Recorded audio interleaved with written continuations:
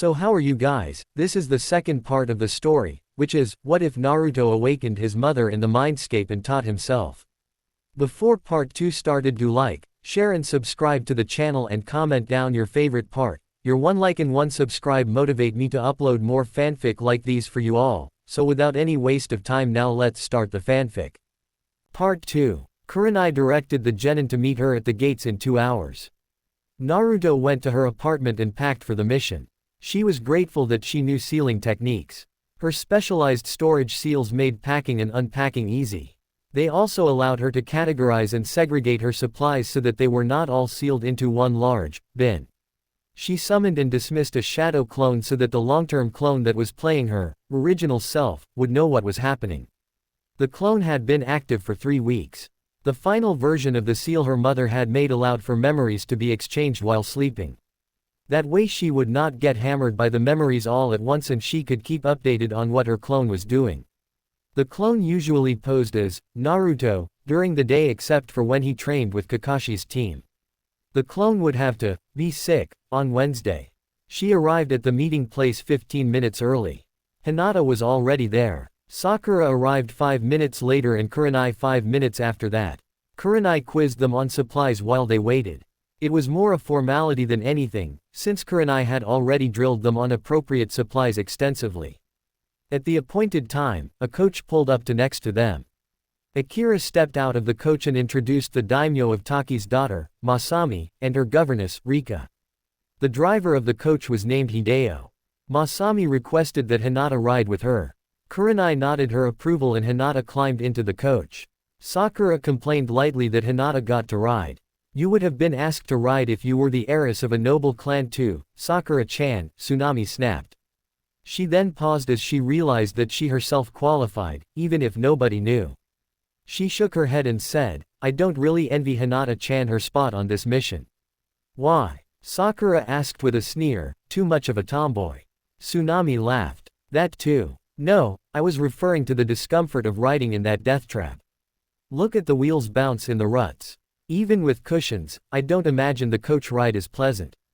After they had gotten through the outer sensing barrier that surrounded Konoha, Kurenai had Tsunami send shadow clones out ahead of them to scout the way. She also had her leave some to travel behind them as a rearguard. When they camped for the evening, they were all subjected to Masami's incessant chatter. Her favorite topic was noble families. She had made a hobby of memorizing the characteristics of many of them. Noble shinobi clans are the easiest to identify, since they tend to marry within their clans. They all look pretty similar, she said. I immediately identified Hyuga-san, of course. Their clan's eyes are quite distinctive. Konoha has 4 official noble clans, the Hyuga, the Uchiha, the Akamichi, and the Aburame. They are all quite distinctive in appearance. There's also the Senju, who while not an official noble clan, is treated as such due to the prominence of the first and second Hokage and their role in founding Konoha along with the Uchiha. They also intermarried quite regularly with the Uzumaki of Uzu no Kuni who were another noble clan. She turned to Tsunami. You could actually pass for an Uzumaki with your red hair. I understand that they had quite a few connections to Konoha before Uzu was destroyed. Tsunami laughed. She hoped her nervousness did not show. I'm actually blonde. I just dye my hair so people don't mistake me for my twin brother. Do you know how annoying it is to be mistaken for a boy? It was almost the truth. Are you a Yamanaka then? She asked before answering herself. No, your eyes are the wrong shade of blue. Actually, your eyes look a lot like the 4th Hokage's eyes. He also had blonde hair. Akira started at that. Actually, the whole camp began to stare at her, as if imagining her with blonde hair. Being known as the 4th's daughter would be worse than being known as an Uzumaki. She laughed again. My brother and I were made orphans by the Kyuubi attack. No one's ever managed to figure out who our parents were, but if we were related to the 4th, I don't think we would have ended up in an orphanage like we did. With that, Masami dismissed her as unimportant. Her gaze passed to Sakura. There aren't any notable clans with pink hair. If Naruto knew Sakura, she was about to go into full-on I will marry Sasuke-kun mode. She looked over and saw Sakura open her mouth, but a look from Kurenai stifled her. Their sensei really hated Sakura's fangirl rants and doing it in front of a client. That would earn her a nasty genjutsu for sure. Masami arched an eyebrow at Sakura, daring her to say something. Instead of what Tsunami knew from experience she was going to say, Sakura cleared her throat and said, the fourth Hokage was not from a notable clan. Masami smiled condescendingly. Occasionally, someone without a noble background gains power or influence, but it is rare. Tsunami snorted. I don't know about you, but I want to succeed on my own. Being given everything on a silver platter means you don't have your own worth. That was one reason why it did not bother her most of the time that she could not tell people her own heritage. She thought warmly of Konohamaru and his struggle to step out of his grandpa's shadow. Masami sneered at her, but before she could say anything, Kurenai asked, if you don't mind satisfying my curiosity, why did you hire Konoha Shinobi instead of Taki Shinobi? Akira jumped in to answer the question. We did hire Shinobi from Takigakure, but they were all male and Masami-sama felt that she would be more comfortable with a kunoichi to protect her, so we released them. It is our good fortune that Hokage Dono supplied us with an all-kunoichi team. We're actually the first all-kunoichi team that Konoha has fielded for quite a while, Kurenai said. I'm confident that my girls and I will meet and exceed your expectations. With that, Kurenai made assignments for watches during the night. Hinata was assigned first watch, and the other two were sent to bed. The following days were more of the same. Masami would make snotty remarks toward Tsunami or Sakura whenever she was around them. Luckily, she always requested Hinata to be her personal guard. That suited Sakura and Tsunami just fine. The day after they entered Taki no Kuni, Tsunami was jolted into awareness by the memory of a shadow clone dismissing itself. She dropped over to where Kurenai was jogging at the rear of the coach. Kurenai-sensei, one of my shadow clones ran into a team of 3 Iwa shinobi. Did they attack your clone? Kurenai asked with a touch of worry. She shook her head. No, they didn't attack, but their leader asked for a meeting with my leader in a neutral location. Did they give their name? Kurenai asked. She's a Chunin named Kuritsuchi, Tsunami responded. Kurenai tapped her chin. I've heard of her. She's the Tsuchikage's granddaughter and pretty strong for a Chunin. Are you going to meet with her? Tsunami asked. What if it's a trap? I'll meet with her and I'll be careful, Kurenai said. Genjutsu are actually very useful for this type of meeting. However, I will take one of your shadow clones with me for communication. Kurenai sped up and called for Hideo to stop the coach. She explained to everyone what was going on. Akira was very dissatisfied with Kurenai's plans. What if there's a second team of shinobi that attack while you're gone? He asked. It's highly unlikely that there will be any more shinobi, Kurenai said. Iwa would be crazy to start a war with Taki no Kuni and Hai no Kuni over a fourth daughter of a minor country's daimyo. Masami looked very disgruntled at Kurenai's description of her. Sakura and Tsunami flashed each other brief smiles. Tsunami felt that Kurenai had made the slight intentionally, due to Masami's behavior. My genin are fully prepared to handle any other disturbance while I'm gone and I will be able to communicate with my team through Tsunami-san's shadow clones. She turned to Hinata. Hinata-san, before I leave, find a secure location for you to wait for me. An open area with lots of visibility would be best. Kurenai had discussed this type of scenario with them before. The benefit from being secure from sneak attacks outweighed the benefit from any shelter, at least until Hinata had enough chakra to keep her Byakugan constantly activated. Hinata activated her Byakugan and searched. There's a large meadow about 200 meters farther along the road. Kurenai nodded and led them to the meadow. I shouldn't be gone more than 2 hours. I'll send word through the shadow clone if that changes. I don't expect any problems, but if there are any, I want you to race back to the border with Hai no Kuni, okay? The guards at the border station will help you. After Kurenai and Tsunami's shadow clone left, Rika pulled cushions out of the coach. She and Masami sat on them in the shade of the coach. Hinata stood beside them. Hideo sat alertly in the driver's seat. Akira paced nervously a short distance from the coach.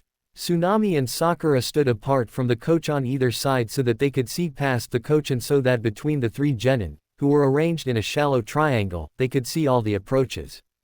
Every 10 minutes, Hinata activated her Byakugan briefly to make sure that everything was as it should be. After Kurenai had been gone for 40 minutes, Akira grabbed Sakura from behind as he paced by her and put a knife to her throat. Akira-san, what are you doing? Masami demanded before Tsunami or Hinata could say anything. I think I know what Iwa Nin are doing in Taki no Kuni, he said, and I'm not going to wait for the Konoha Junin to hand me over to them. What? Tsunami exclaimed. They're after me, Akira said, but they won't get me. How do you think that holding Sakura-chan hostage will help you? Tsunami demanded. You'll end up with Konoha after you too. You'll tie up everyone else, and then I'll make a rock clone to tie up you and the pink one, Akira said. My rock clone will check your knots and then I'll leave. How can we trust you? Hinata said. If the Iwa Nin are after you, you're probably a missing nin. What choice do you have? Akira said with a smirk. The only one who could stop me isn't here. Oh, we can stop you, Tsunami said. Not without the pink one's pretty little throat being opened, Akira said snidely. Everyone stared at Akira. Sakura was sweating and trying not to whimper. Tsunami had a plan. It was dangerous, but she thought she was only really putting herself at risk, so she decided to try it. She did a quick, seal-less replacement with Sakura and thrust her chains out her back. The fact that she was shorter than Sakura meant that the knife was out of position. She reached up to grab the arm that held it, but the sudden jerk from her chains impacting Akira meant that she missed. A sharp pain enveloped her right hand as she heard a gurgling sound behind her. She clutched her hand and fell to the ground. She looked over her shoulder and saw that her chains had punched through Akira's abdomen. She retracted them as she felt her own stomach try to and succeed in discharging its contents. Tsunami-chan. She heard both her teammates yell. Make sure he can't hurt us, she managed to get out. Stomach wounds don't kill immediately. She saw Sakura move over and then say mechanically after a few moments, I made sure he's dead. Hinata knelt beside her. Can you let me see your hand, Tsunami-chan? She gently took Tsunami's hand and examined it. Tsunami could not look. Sakura-chan, Hinata said, can you get some bandages from our gear? How bad is it, Hinata-chan? Tsunami asked. I'm afraid that you lost most of your pinky finger, Tsunami-chan, she said. Tsunami grimaced. Sakura returned with bandages and a healing ointment that Hinata had made for everyone. Hinata wrapped the wounds. You've gone into shock, Tsunami-chan, she said.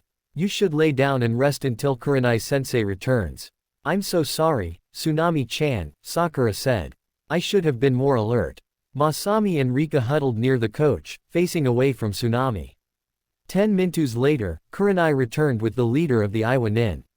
Tsunami-chan, Kurenai exclaimed. What happened? Akira caught me by surprise, Sakura admitted embarrassedly. Tsunami-chan lost a finger rescuing me. She managed to incapacitate him in the process and I made sure that he was stopped, permanently. How come she didn't let me know? Kurenai asked. It happened too quickly and then she went into shock, Hinata explained. Yes, this is definitely Hidatsuchi, one of our Chunin-level missing nins, the Iwa Kunoichi, Kuritsuchi, said. She severed the head and burned the body. I'll have his bounty sent for your genin. It's the least I can do for her getting maimed, taking care of one of our problems. With that, the Iwa Kunoichi left. I know a limited amount of medical techniques, Kurenai said. Let me make sure it heals cleanly. Her hand glowed green as she held it near the bandages. The ache in Tsunami's hand damped down and the hot flashes she had experienced since the injury subsided. They spent the rest of the day camped at the location. As everyone was going to sleep, the thought of how the injury would affect her double life occurred to her. If Naruto had the same injury as Tsunami, it would be very suspicious. She waited until everyone except Kurenai, who was taking first watch, was asleep and then used her disguise technique to shift into her birth form. Usually, this took relatively little chakra. This time it took quite a lot, as much as 20 shadow clones. Naruto looked at his hand. The wound was gone and he had his pinky back. He shifted back to Tsunami, which took the normal amount of chakra. Her hand remained healed. She heaved a sigh of relief. Now she only had to think of an explanation. Tsunami-chan, Kurenai said softly. I felt your chakra spike. Are you alright? Yes, Tsunami said equally softly. Let's move away a little bit so that we can talk. The other two genin and their clients were asleep. Tsunami did not want to wake them. When they were at enough distance that they would have little chance of waking the others, Tsunami reached out her formerly injured hand in the dark and grabbed Kurenai's hand with it. Kurenai gasped. Your finger grew back. Not exactly, Naruto said. It got restored when I changed to my other form, which took a lot more chakra than normal. I was worried that my other form would also be missing a finger. That's great, Tsunami-chan. Her teacher said. I was worried when I couldn't find your finger. It must have gotten caught in the Iwa Nin's fire technique. They can reattach fingers? Tsunami asked. Yes, Kurenai answered. If they aren't too damaged and proper care is taken. I can't do it, but I could have preserved your finger for when we got back to Konoha. She paused. What are you going to tell the others? I'll tell them it's a rare healing bloodline that pops up in Uzumakis sometimes, Tsunami said. It's more or less true. From what I can tell, my mother could do the true transformation as well due to the fox.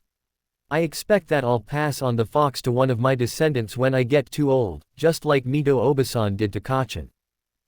That could work, Kurenai said. I would, however, keep the fact that it healed hidden from our client and her staff. It's better not to have any rumors floating around. You can tell Hinata-chan and Sakura-chan when we head back to Konoha. Alright, Kurenai-sensei, Tsunami responded. Head back to bed, Tsunami-chan, Kurenai directed. Even with the unholy amount of stamina you have, this day has been really trying for you. Get some rest. Okay, sensei, she responded, heading back to her sleeping mat. A subdued group left the campsite the next morning. Tsunami waved off any concerns about her health. She followed Kurenai's advice and wrapped up her hand so that it was hard to tell that her finger had returned. Luckily, they were able to make it to Takamitsukuru by evening. After a brief hesitation, Kurenai directed the genin to remain outside the daimyo's palace while she met with the daimyo and received the remainder of the payment due Konoha. They spent the night in a hotel in the city. Kurenai signaled that they should remain quiet about the mission and its results before sending them to bed. The next morning, they left Takamitsukuru at the distance-eating shinobi travel pace. After they had traveled for an hour, Kurenai had them slow to a walk. Normally, I would have had you meet the daimyo with me, she said. It would be a good experience for you, especially Hinata-chan and Tsunami-chan, based on their goals and backgrounds. However, I decided that Tsunami-chan's injury would raise too many questions. Wouldn't it have been advantageous to gain more sympathy, sensei? Sakura asked. Normally, that would be true, Sakura-chan, their teacher replied. However, this time, why don't you show them, Tsunami-chan? Tsunami nodded and unwrapped the bandage on her formerly injured hand. How? Sakura exclaimed. I healed it through a rare Uzumaki bloodline, Tsunami said. Not all of us have it, but it shows up every generation or two. Sakura slammed into her and hugged her fiercely. I'm so glad that you didn't lose your finger because of me, Tsunami-chan. Tsunami awkwardly returned the hug. At one time, she had had a small crush on the girl as Naruto, before her attitude and fangirlish behavior had turned him off. It's okay, Sakura-chan, she said. Even if I couldn't have healed it, I would have done it to save one of my friends. Sakura nodded and blinked back tears as she released her. Does Naruto-kun have the bloodline too? Hinata asked. Hesitantly Tsunami nodded. He does, which is unusual that we both have it. Our mom had it too, but before that the last person who had it was our mom's great-great-aunt. There's no guarantee that any of our kids would get it. Why hide the bloodline from Taki no Kuni? Hinata asked. I thought Konoha liked to showcase its bloodline abilities. There's a balance between showcasing talent to increase Konoha's reputation and protecting our shinobi from assassination or kidnapping, especially rookie genin, Kurenai said. In general, policy is to hide stuff like this until our shinobi are strong enough to fight in the Chunin exam finals. Sometimes it can't be helped, such as when they are members of a prominent clan, but Hokage-sama was explicit in Tsunami-chan's case because she doesn't have clan members to help protect her.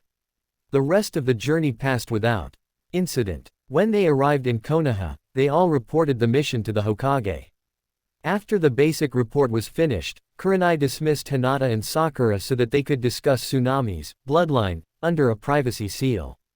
After listening to Tsunami describe how she had recovered her finger, the Hokage thoughtfully smoked his pipe. What are the limitations of this, Tsunami-chan?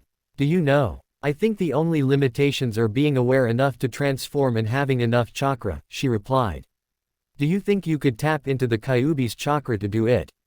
The Hokage asked. Tsunami started. I don't know. I've never actually used the fox's chakra.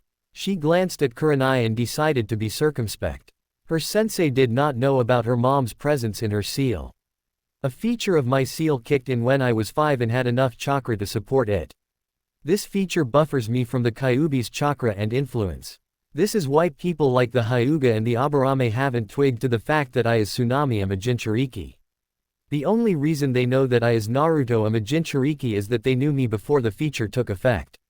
There was actually a minor panic when that happened, the Hokage admitted. Some of my shinobi were afraid you had released the Kyuubi.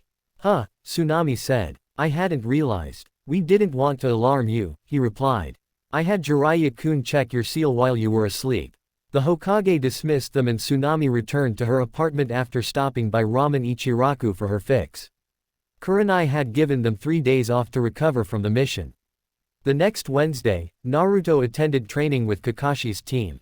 As was customary, Kakashi had them do taijutsu-only sparring. As usual, Sasuke beat the other 3, although this time his match with Naruto was close. Naruto and Kiba split their matches and Shino lost all of his. By early afternoon, Kakashi ended the training. Kiba and Shino both excused themselves to go do some clan training. You want to go again, dead last? Sasuke asked after they were the only ones left. Sure, jerk, Naruto responded. Kakashi had made them promise that any extracurricular sparring they did would be taijutsu only. He had explained that using weapons or ninjutsu while sparring unsupervised was a recipe for disaster. Naruto and the others suspected that was why most of the sparring they did in team training was taijutsu only as well. Kakashi was too lazy to supervise them closely. Naruto managed to eke out a win against Sasuke by outlasting him. Sasuke lay on his back, panting, to recover. Naruto lay down next to him in order to relax. How were you dead last in the academy? Sasuke asked. You remember how I said that Mizuki sabotaged my final exam? Naruto said. He also sabotaged my other tests and classwork. He wasn't the only one either, the teacher I had before Uruka-sensei did it too. I'm actually as good as my sister, she's a little better in taijutsu, but I'm tougher. I probably would have graduated just slightly behind her at number 5 if it weren't for Mizuki and others like him. Why would they do that? Sasuke asked. Naruto hesitated. Sasuke was becoming a friend of sorts, a friendly rival, at least. The Hokage had told him he could tell others about the Kyuubi if he trusted them, but he hesitated. Finally, he answered, I inherited a weapon, a very powerful weapon. Hokage Jichin tells me it belonged to my mother before me, but he won't tell me any details because he says that if I let others know, it could be a danger to myself and Konoha. The weapon is very powerful and dangerous, but can only be safely handled by Uzumaki. There was a leak when I was a few days old that let many of the adults in the village know that I had the weapon. Most of the shinobi in the village are a little wary of me because of the weapon, but they mostly treat me alright. The civilians, on the other hand, are freaked out because of some accidents that happened with the weapon in the past. They treat me like a burning explosive note about to go off. They think that if I don't become a shinobi that the weapon will be less likely to be deployed. Some shinobi are of the same opinion. Unfortunately, most of those seem to be at the academy. Ever hear the expression, those that can't do, teach? There's a certain amount of truth to that. The weapon is utilized via a seal and that isn't a topic you need to know in order to teach at the academy, so I don't think that many of the instructors there understand it. Sasuke grunted. People are stupid. After a brief pause, he asked. So only an Uzumaki can control it. You can't duplicate it. Jichin said that only an Uzumaki can hold it long term. It would be detrimental for anyone else to try. It is one of a kind. I wouldn't know where to begin to duplicate it and would be very hesitant to try. To tell you the truth, I don't even know how to use it. It's so destructive I'm hesitant to try and figure it out. Sasuke grunted. You looking for an advantage against your brother? Naruto asked. Sasuke grunted in agreement. After a few moments, he asked, how did you know about that? Kiba-kun told me about your response during team introductions, Naruto responded. It wasn't hard to figure out who the man you wanted to kill was. Sasuke grunted again. Naruto had an evil thought. He also said you wanted to rebuild your clan. Why haven't you gotten started at that? He paused and then went in for the kill. Most of the boys in class were convinced you were gay, seeing as how you ignored all the girls that were after you. I'm not. Sasuke protested. Most of the girls in class weren't worthy of pursuit. Naruto laughed loudly. Sasuke smirked. The only one in our class one would consider is your sister. She and Hinata-san are the only ones that aren't worthless fangirls, and Hinata-san is too shy and insecure. Naruto stopped laughing. His dual life had left him unsure of how he felt about dating, but the idea of dating Sasuke as Tsunami turned his stomach. Sasuke waved away his incipient protest with a grunt and said, "Don't worry about me chasing your sister or bringing down the wrath of the fangirls upon her." Naruto interrupted him to say, "Tsunami-chan can easily handle any and all of the fangirls." Sasuke grunted in affirmation before continuing. "I'm still too young to be thinking too seriously about dating and what comes after. Too much can happen between now and when I would get married.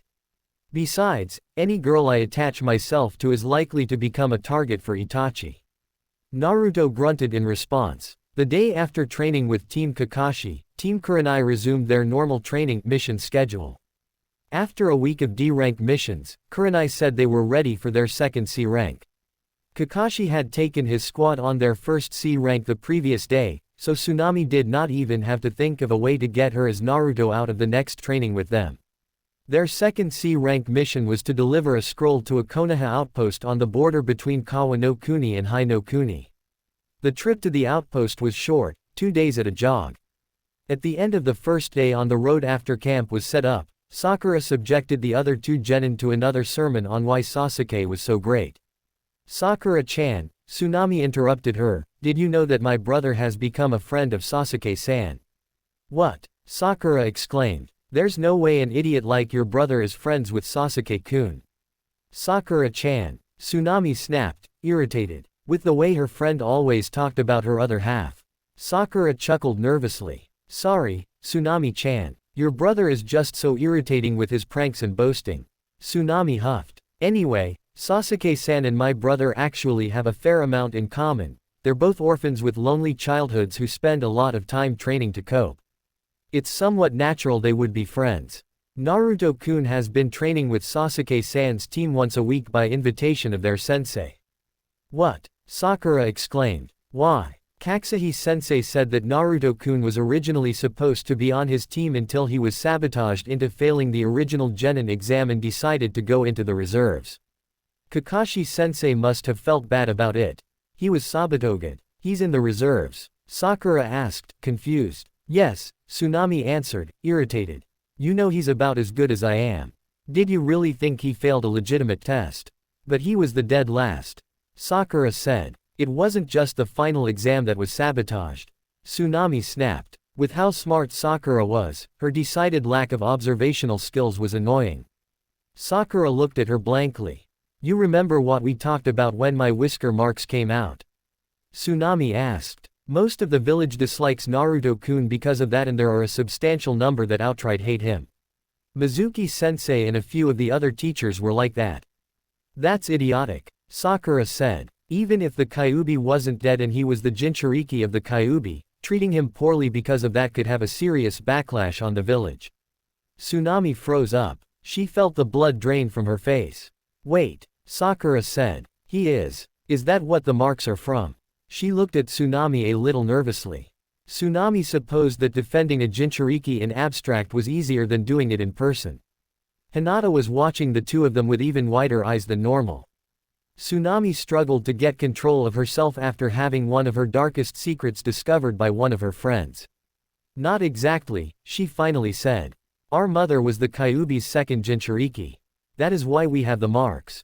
"Second?" Sakura asked curiously. "Uzumaki Mito-sama, the wife of the Shodai Hokage, was the first," Tsunami said. "I'm surprised that I haven't seen the signs of Naruto-kun being a Jinchuriki," Hinata said. "We Hyuga are taught to see them. The Kyuubi is buried so deeply in Naruto-kun's seal that nobody has seen a trace of it since he was 5, Tsunami answered. "He's never drawn on its power and isn't really even sure how to do so. Hokage Jichin thinks he could if he were in a life-threatening situation. Does this change how you feel about him?" She asked both her teammates, but her gaze lingered on Hinata. "I guess not," Sakura said, chuckling nervously. "He's still a goof. He's just a goof with a massive amount of power on his hands, she trailed off nervously. Tsunami rolled her eyes. When has Naruto-kun ever played a truly dangerous or malicious prank? He's even stopped pranking altogether since graduation. Really? Asked Sakura. Tsunami nodded firmly. He's trying to be a respectable seal master. I think the way that Naruto-kun has handled the challenges he's been handed is admirable, Hinata said firmly. She was still looking down at the ground, but her stuttering had been absent for once. How did the Kyuubi get released from your mother? Sakura asked. The seal on a female Jinchuriki often weakens during birth, Tsunami said sadly. The village leaders knew this and made preparations to combat the weakness, but a masked man interfered and released the Kyuubi. Both our parents died as a result of the attack and Yondaime-sama was forced to seal the beast into Naruto-kun at the cost of his life. And you don't know who did this? Hinata asked. Tsunami shook her head. Kurenai spoke for the first time. Tsunami had forgotten she was nearby. What you have stumbled onto is an S-rank secret. Hokage-sama has forbidden spreading the fact that Naruto-san is a Jinchuriki on pain of death. But, Kurenai-sensei, Tsunami-chan says that everyone already knows. Sakura protested. It's true that most of the adults know, Kurenai admitted, but Hokage-sama wanted Naruto-kun to have a normal life and be able to grow up without prejudice. It hasn't exactly worked as he intended, but the decree still exists. Do you understand, Sakura-chan, Hinata-chan? I understand, sensei, both girls said. Everyone was quiet for a few minutes. Tsunami was uncomfortable with the silence, so she decided to bring up the topic she was going to talk to Sakura about before they got sidetracked.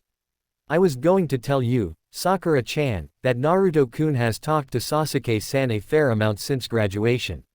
One of the things that Sasuke-san told my brother is that he despises weak fangirls and will only marry a strong kunoichi. You want Sasuke-kun for yourself? Sakura accused angrily. Tsunami rolled her eyes. There is zero chance that I would marry Sasuke. Sakura narrowed her eyes. I don't believe you. Sasuke-kun is perfect. There's no way you don't secretly like him. Tsunami huffed and Hinata shook her head. He's not perfect, Tsunami asserted, but even if he was, I couldn't marry him.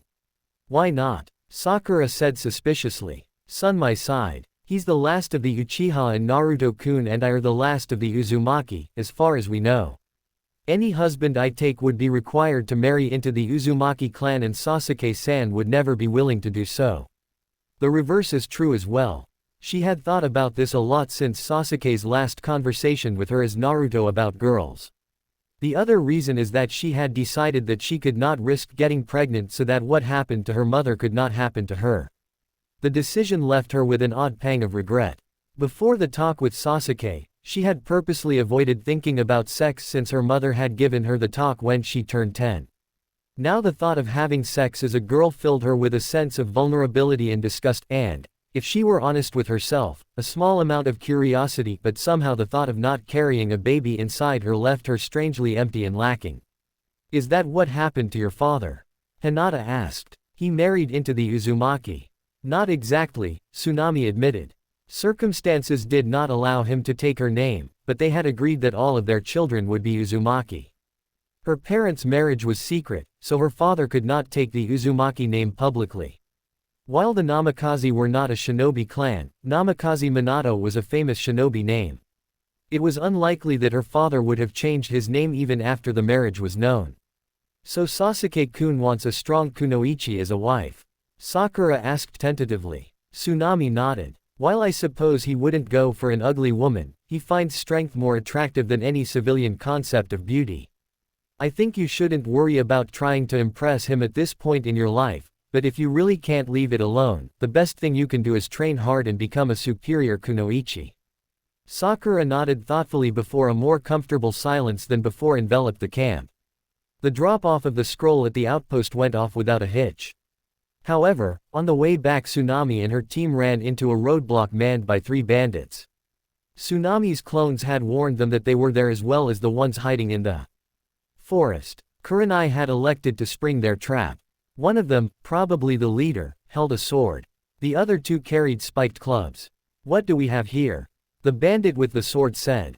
3 little girls and a big girl playing at being ninja. Girls, said Kurenai, repeating what she had told them earlier for the bandits' benefit. Most of our missions until you reach Chunin will be clearing out bandits like this. I want you to take the lead on this. I'll back you up. I think the older one is scared, said one of the others. Hardly, said Kurenai. Feisty, said the third. I call dibs on her. I want the redhead, said the second. No way did you just say that, snarled Tsunami. Hinata started to tremble beside her. Tsunami put a steadying hand on her shoulder. These guys are chumps, Hinata-chan. You don't have any reason to be nervous. The one with the sword said, if you really are ninja, just the three of us might have trouble with you, but unlucky for you, we're not alone. He whistled and the 13 men Tsunami knew were hiding came out of the forest. That's it. Tsunami complained for effect. I can handle twice your number by myself. Calm down, Tsunami-chan, Kurenai said, grinning slightly. I want you to take care of the new ones and make sure none of them escape. Hinata-chan, I want you to handle the leaders. Sakura-chan, I want you to back up Hinata-chan and make sure that she doesn't get overwhelmed. All three girls voiced their acknowledgement. Shadow clone technique, Tsunami called. Even though she did not need to call the name of the technique, she thought doing so added to the intimidation effect. She summoned 45 clones, which would allow 3 clones per bandit and leave a few for Overwatch. This was probably more than she needed, but figured it was better safe than sorry. She kept herself out of the main fight, only darting in twice when bandits got lucky against her clones. She and her clones were rough with them. Some of them were likely to have bad concussions, but they were rapists and associates of rapists, so she did not feel bad. When it was all said and done, Naruto had ended up killing 2 of the bandits with blows that snapped their necks. Of the remaining 11 that she had fought, another 2 appeared to be in comas. She was a little disconcerted, but it was not as violent or bloody as what had happened on the Taki trip with the false tutor.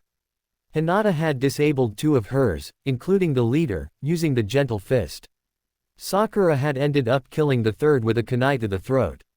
Sakura was kneeling on the ground and had vomited. Kurenai was currently comforting her.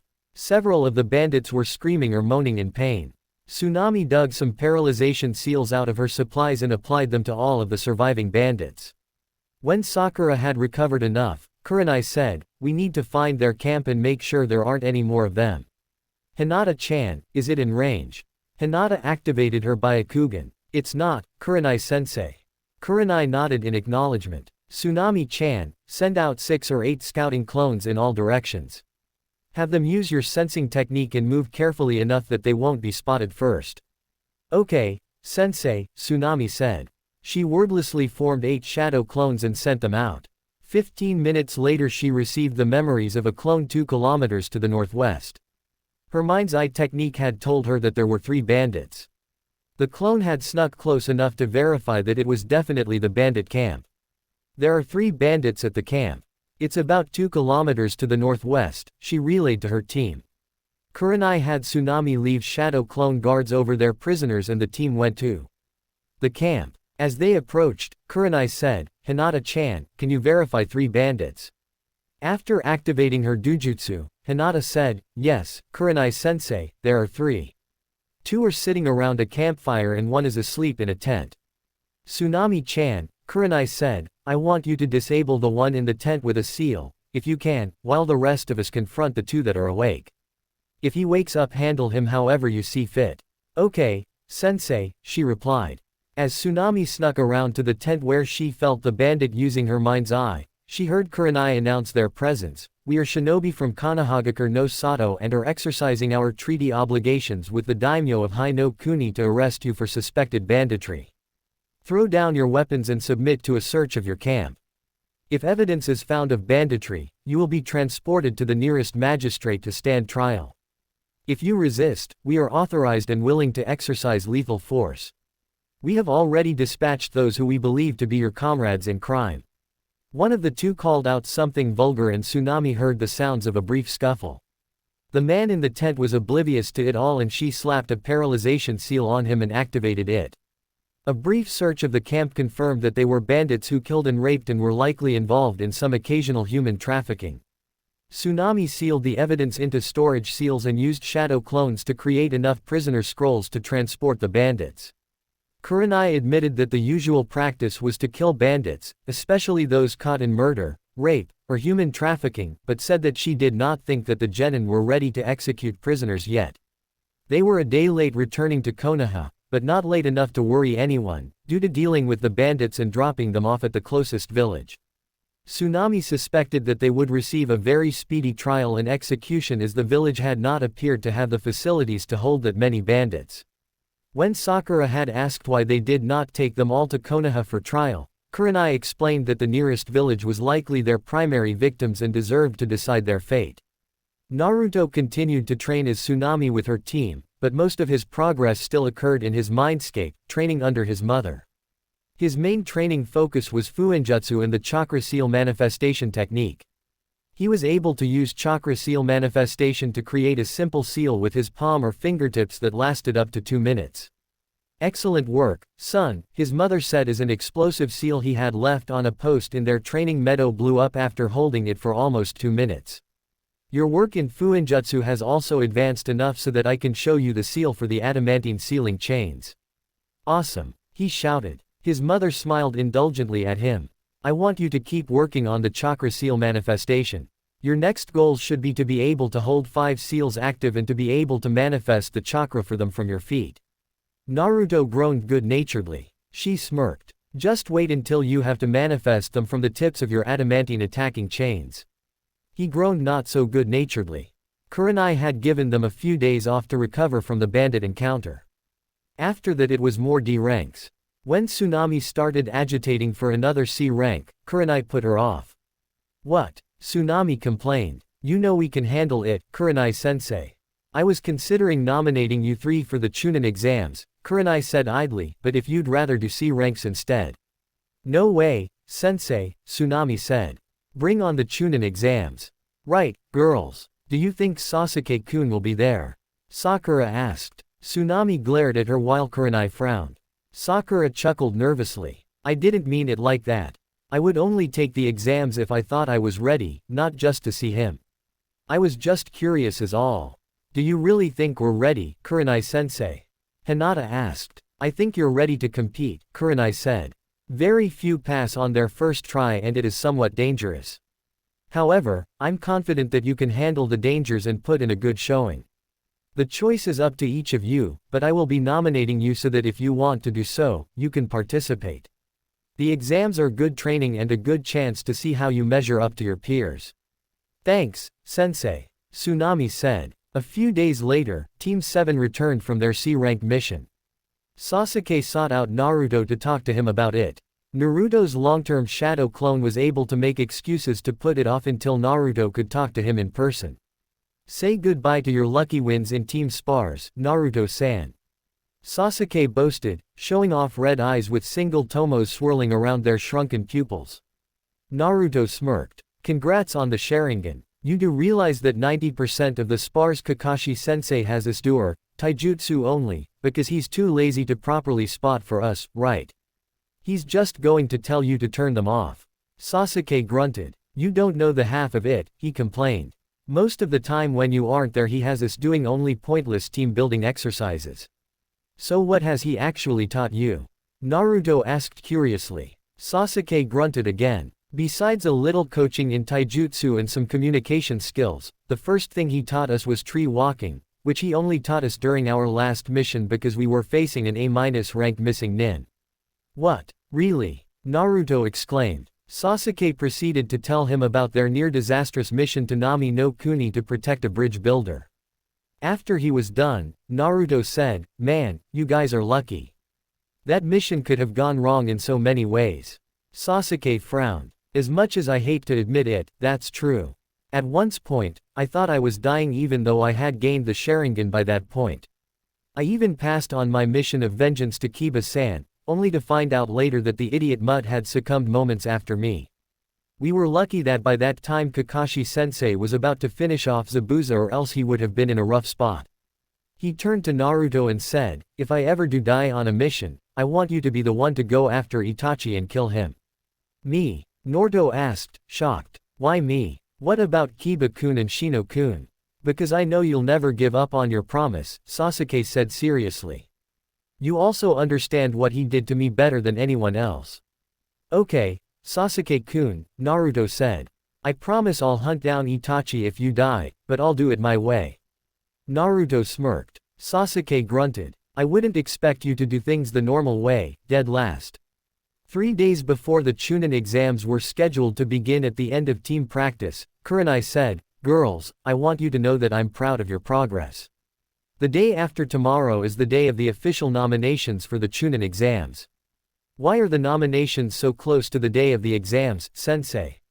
Sakura asked. Shouldn't teams be given more time to prepare? Kurenai shrugged. It's tradition for when the exams are in Konoha for sensei to spring it on their students. Not every sensei does, and some genin are aware enough or connected enough to know anyway.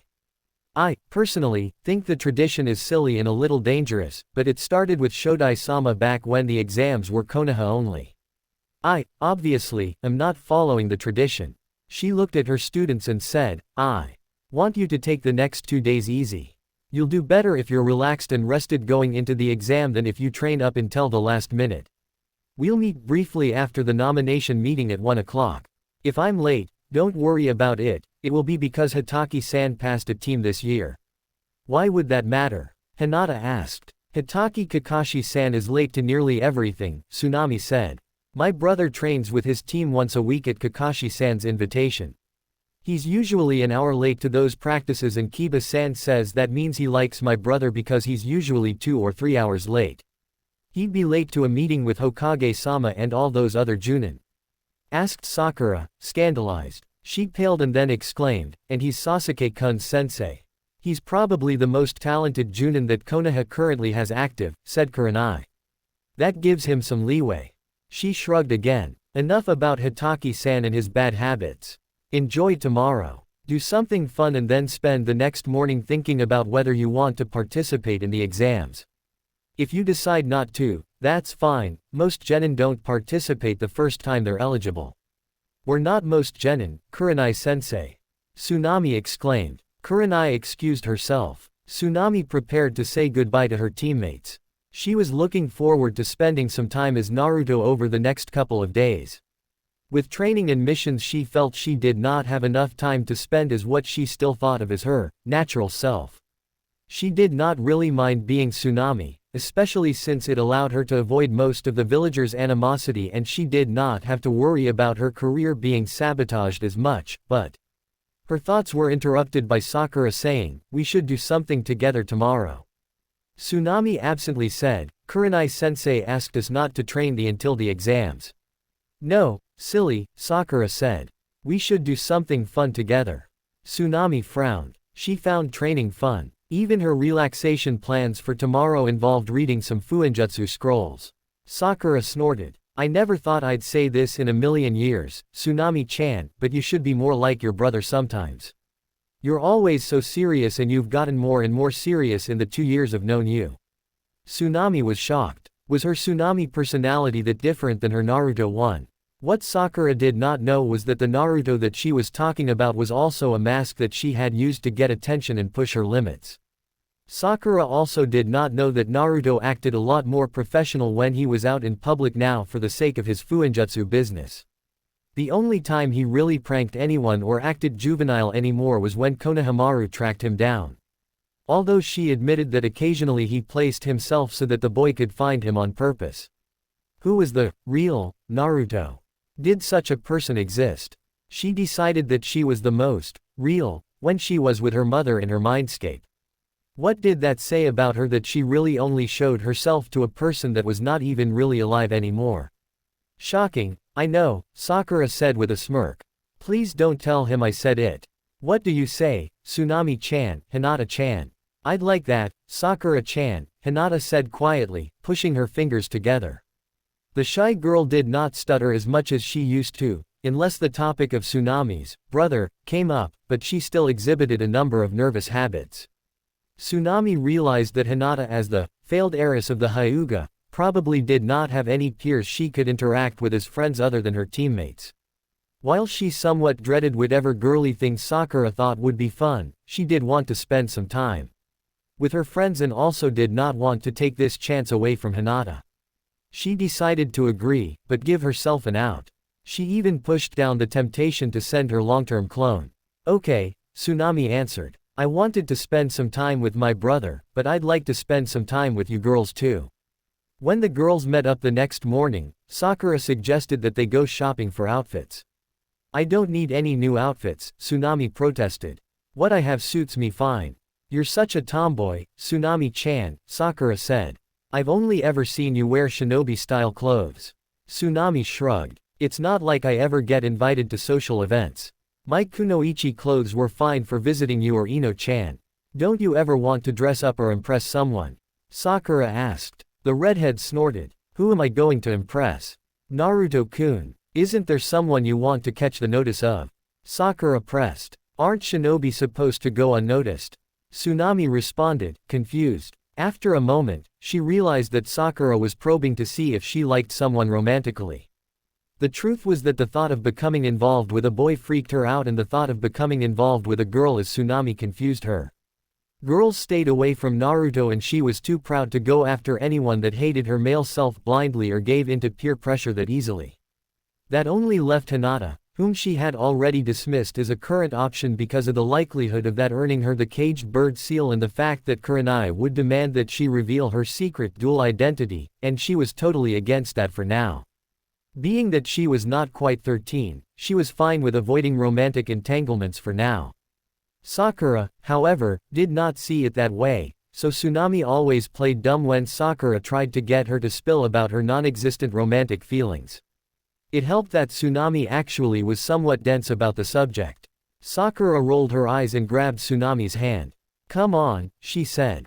It'll be fun. Okay, the redhead whined, but I have the right to veto anything with too much lace or too many bows.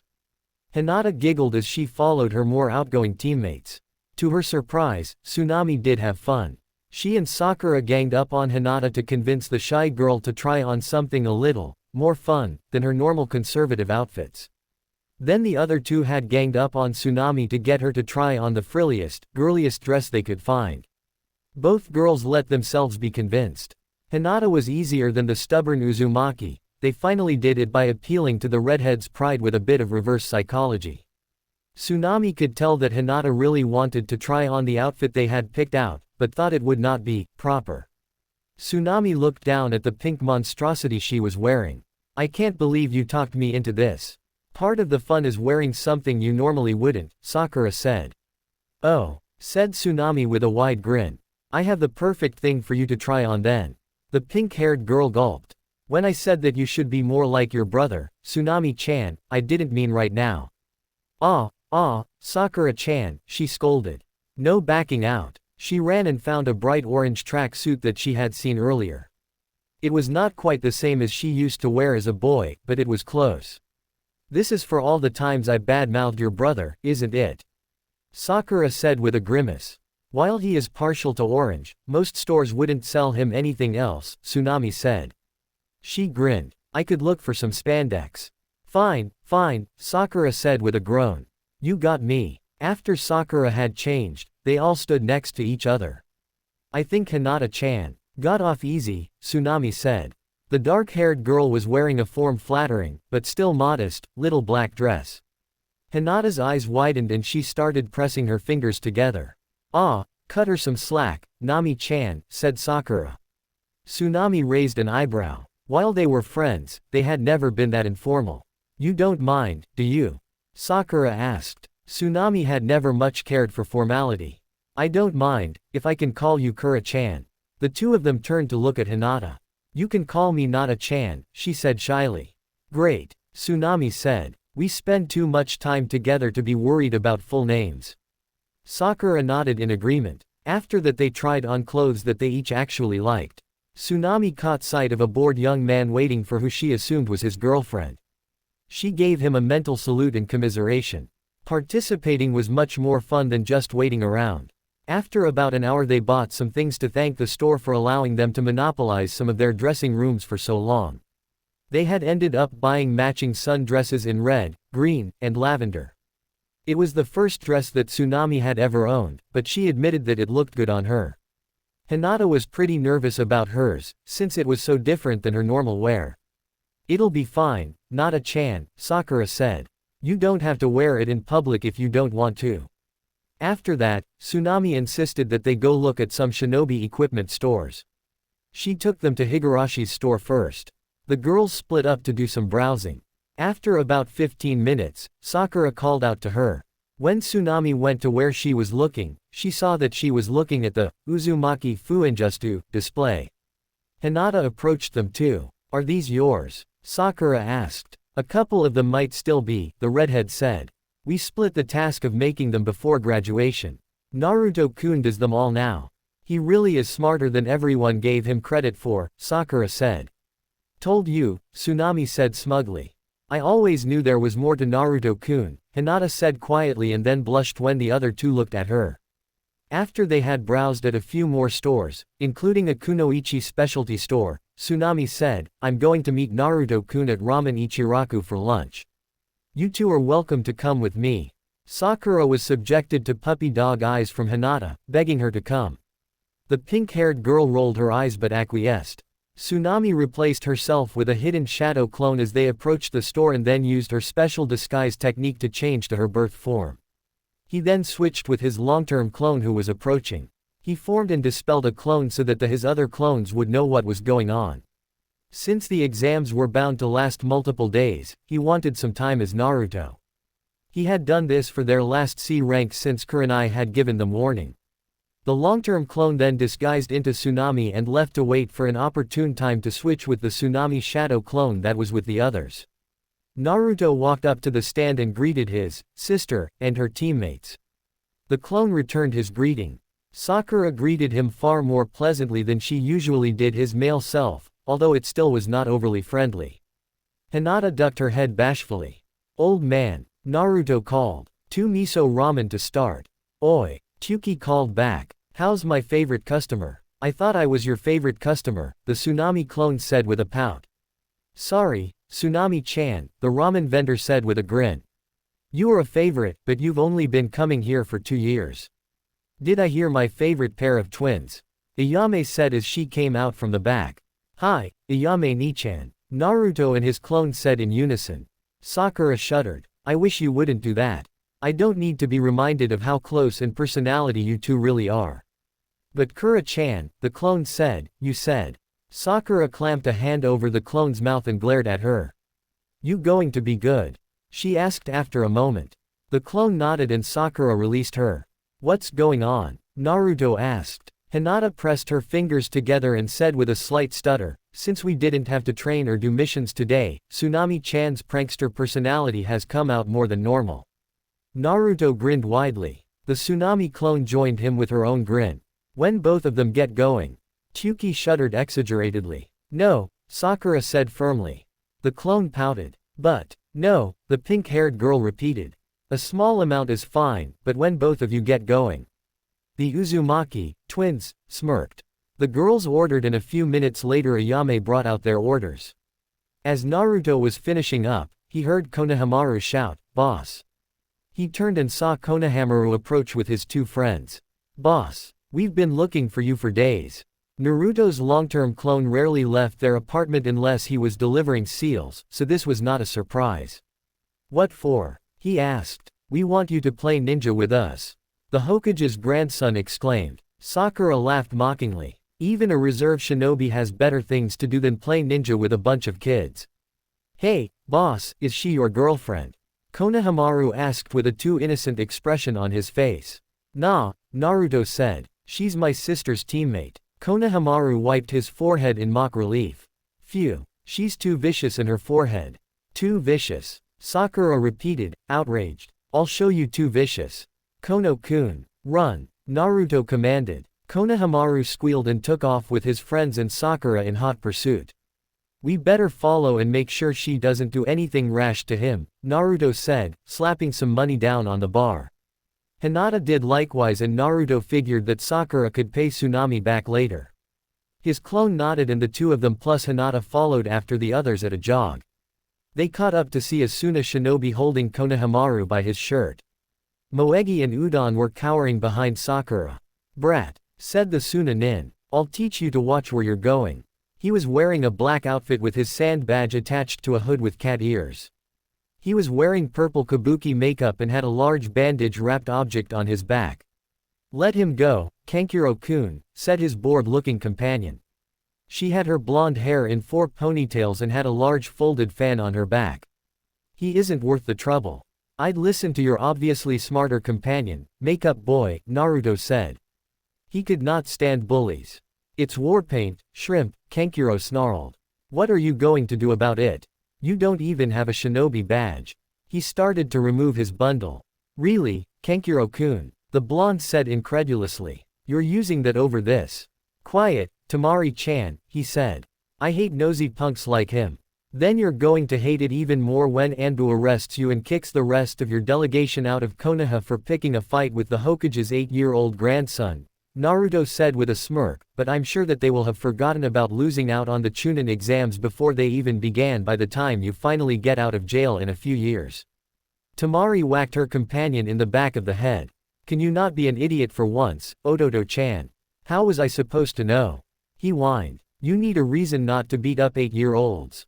Naruto taunted. By this time a presence that Naruto had noticed in a nearby tree began to leak killing intent. He did not recognize the presence, so he assumed the person was with Tamari and Kankuro. There was something caustic about the presence and there was a sinister echo to the person's chakra. The presence appeared in front of the Suna shinobi with a sand-customized body flicker. "Kakuro, you're a disgrace," the figure said. "Shut up before I kill you." "Yes, Gaara-san," Kankuro said with an edge of fear in his voice. Gaara was a boy about Naruto's age. He had red hair and the kanji for love tattooed above his left eye. A tan-colored gourd was strapped to his back. He glanced over the Konoha group and then dismissed them. "Kankuro, Tamari, we're leaving, there's nothing for us here," he said as he started to walk away. The other 2 followed him. Naruto let out the breath he had not realized he had been holding. "I want you girls to be careful if you run into them in the exams," he said. "I'm not too worried about makeup boy and fangirl, but Gourd-san." He paused. He felt of death and bloodlust. His chakra was very strong and there was something wrong with it. "I know what you mean," his clone said. Naruto reached over to where Konohamaru had been cowering behind him and ruffled the boy's hair. "Sorry, Kono-kun," he said. "I'd like to play with you, but my sister will be unavailable for a few days because of the exams, so I want to spend some time with her. I'll play with you while she's busy." Naruto felt a little guilty about ditching the boy, but he wanted to relax before the exams and his Tsunami Side's teammates were expecting her to spend the rest of the day with him. The boy and his friends pouted briefly before running off. Hinata and Sakura excused themselves too. Naruto stood just off the porch of the house in his mindscape that his mother lived in. He was reluctant to enter. All the previous night he could tell that his mom knew there was something wrong with him, but he had blown off her inquiries. From experience, he knew that she would not put up with it again.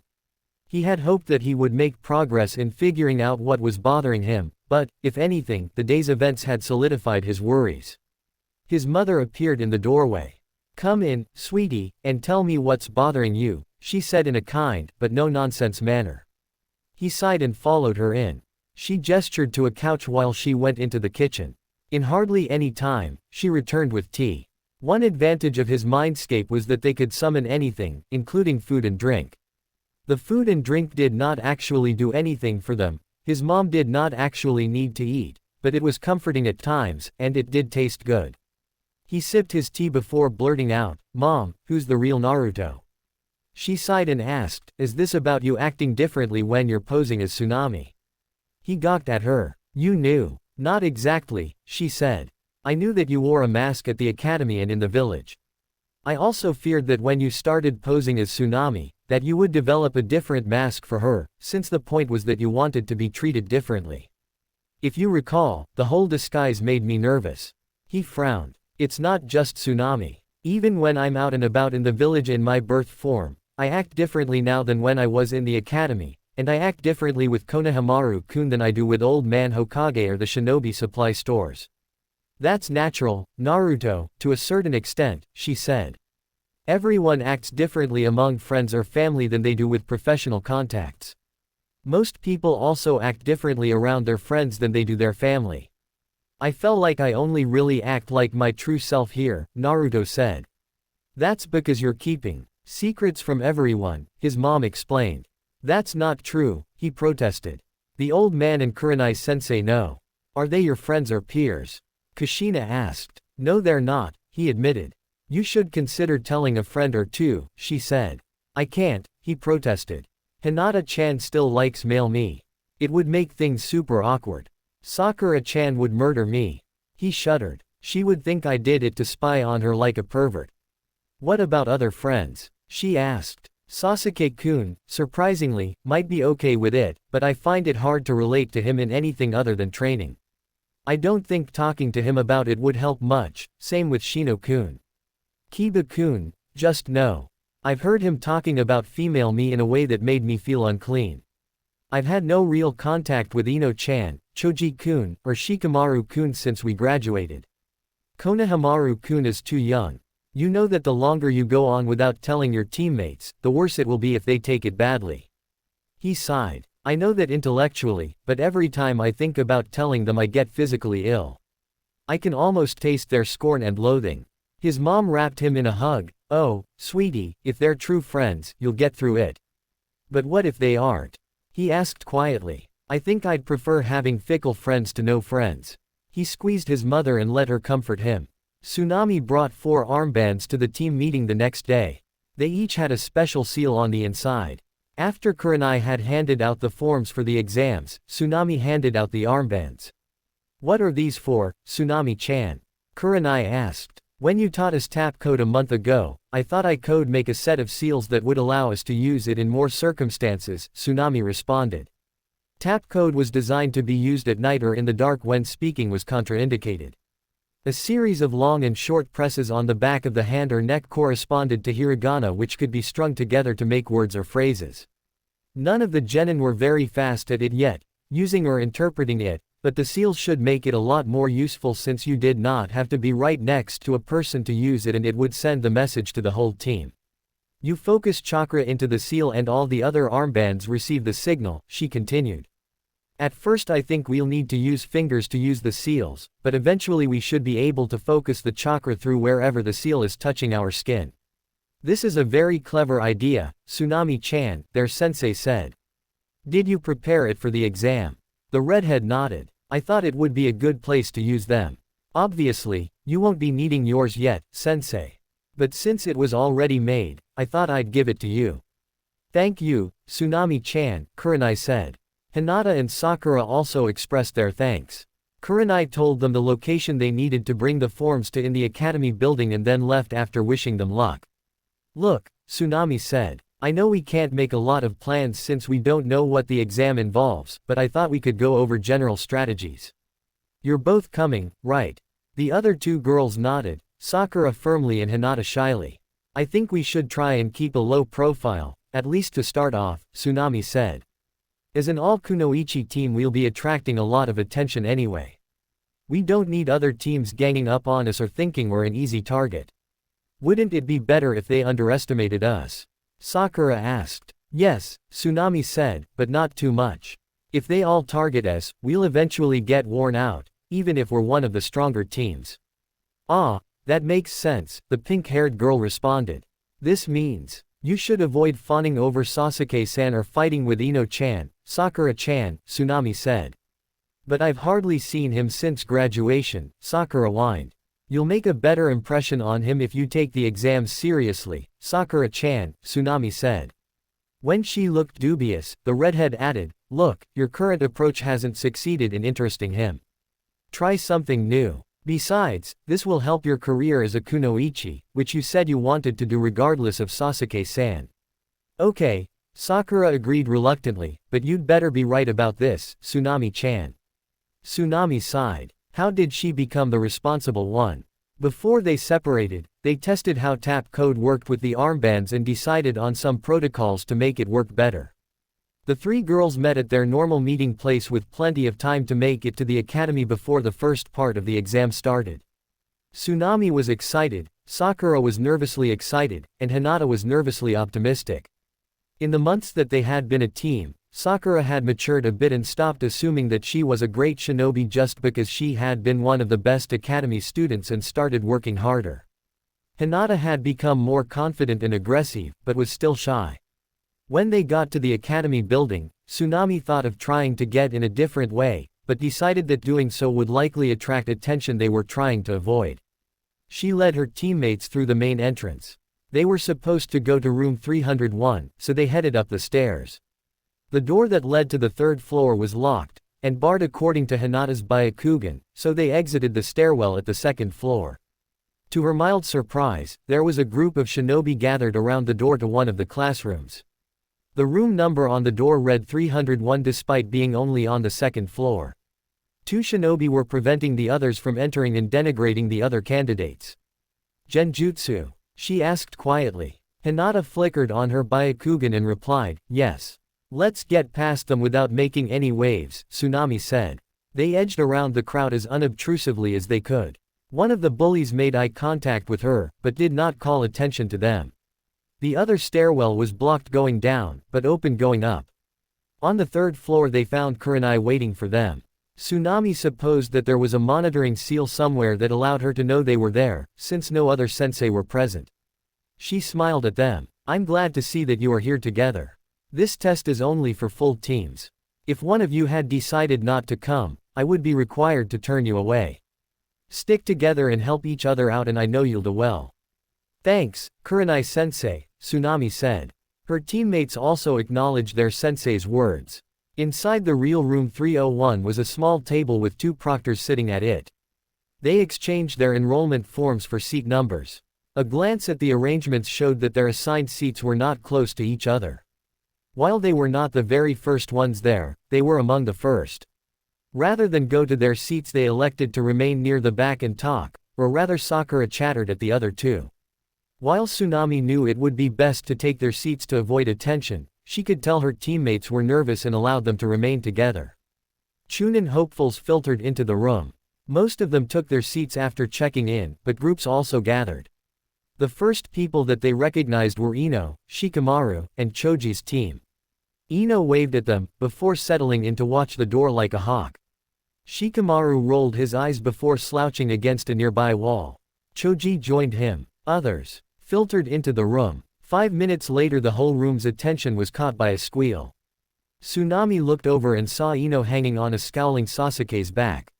She looked at Sakura's angry face. Her teammates started toward their old classmates but Tsunami grabbed her arm. I know we talked about this Tsunami-chan, Sakura said, but I can't just let it go. Look at his face, Sakura-chan, she prompted. He doesn't like it. The pink-haired girl said excitedly. I can go and rescue him. Look at how much attention they're attracting, Tsunami said. Remember, we don't want to look too strong or too weak yet. I agree with Tsunami-chan, Hinata said quietly. Fine, Sakura said with a pout. There will be other times to save Sasuke-san from Ino-chan's depredations, Sakura-chan, Tsunami said with a grin. The three kunoichi kept a clandestine watch on their old classmates while observing their other competition.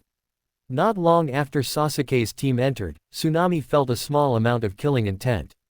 She looked over and noticed a Hyuga glaring at them. The boy was obviously in the branch house because he was wearing his leaf badge over his forehead, which main house Hyuga never did. His features were somewhat similar to Hinata's, so it was possible that they were close relatives. Tsunami was not sure how the main branch split worked in the Hyuga family, other than being pretty sure that one could be condemned to the branch's punishment.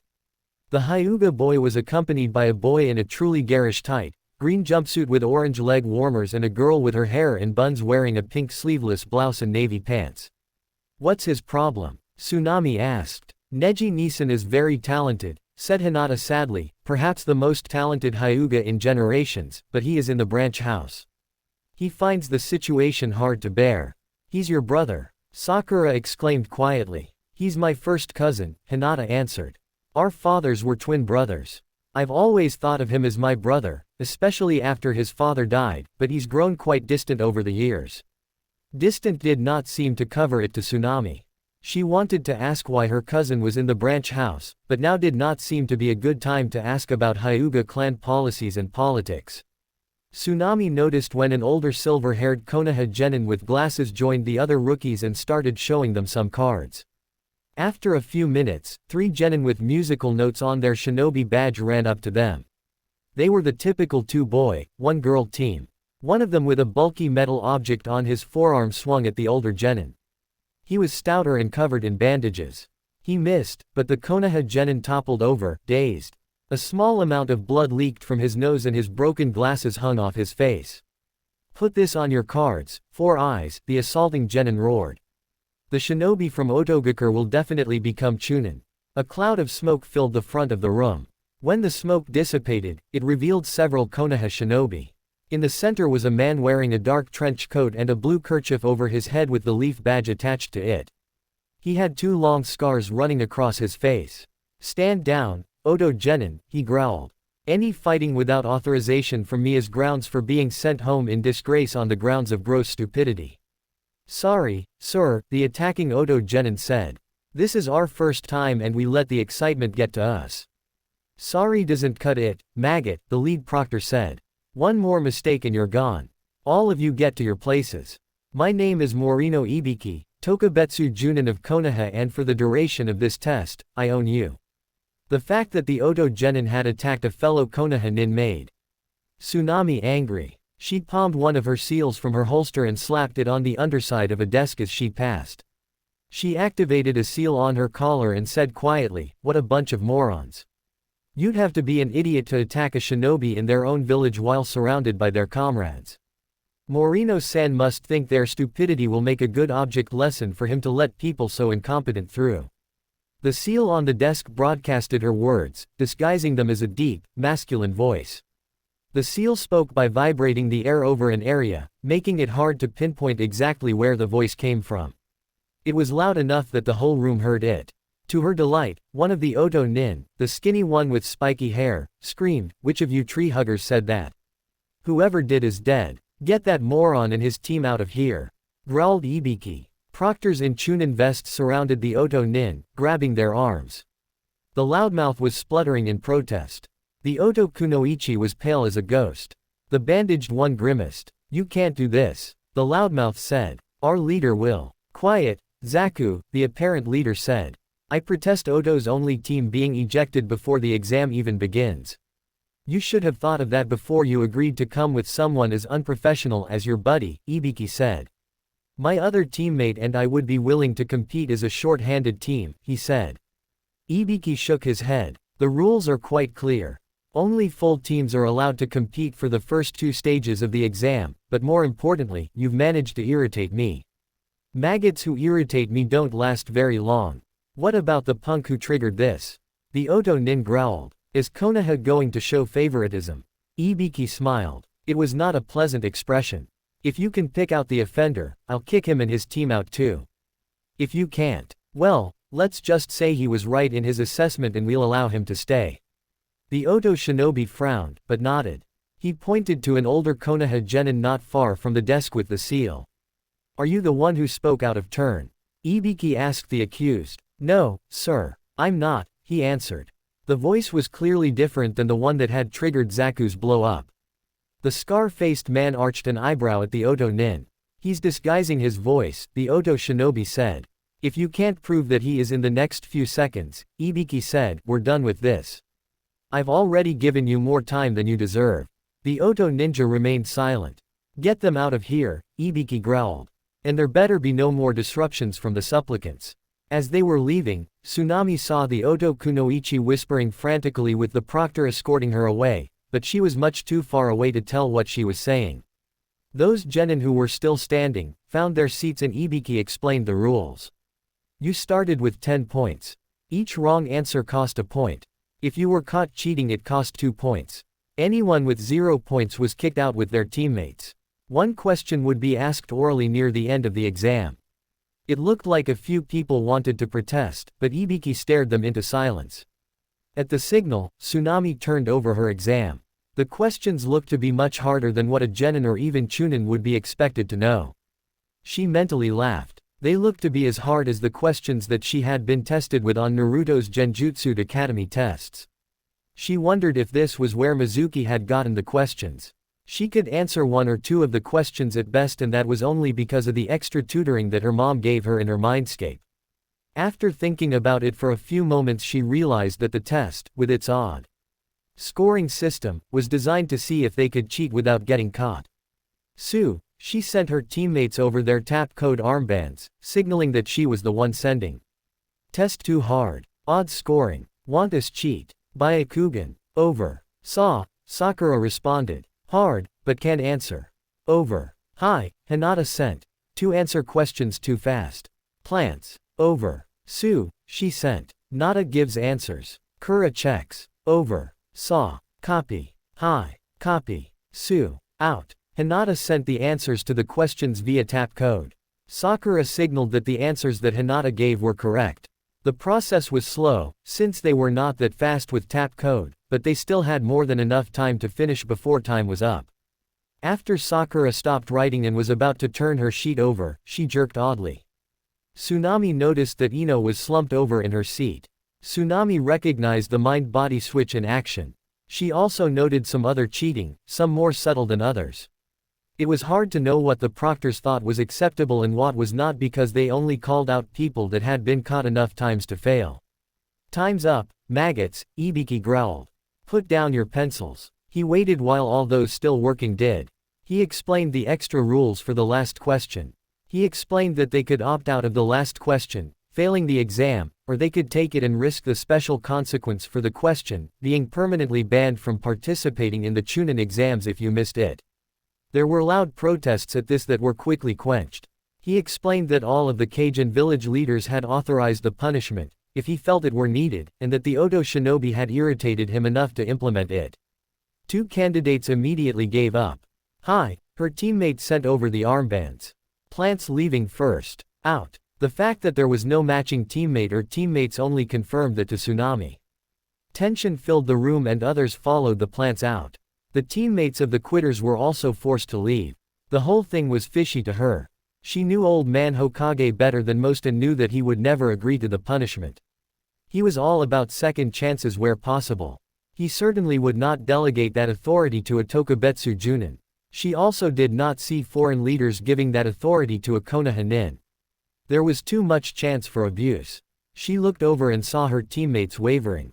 She sent. Don't quit. Trick. No authority. Over. You sure? Over. Hi. Scar man very convincing. Over. Positive. Other villages never give Konoha authority. Over. There was a pause before her teammates sent their responses. Copy. Over. Hi. Copy. Over. Out. The tension mounted as teams continued to quit. Ibiki waited stoically. The other proctors smirked. Finally, after no one had quit for several minutes, Ibiki said, "Is everyone certain they want to take the question?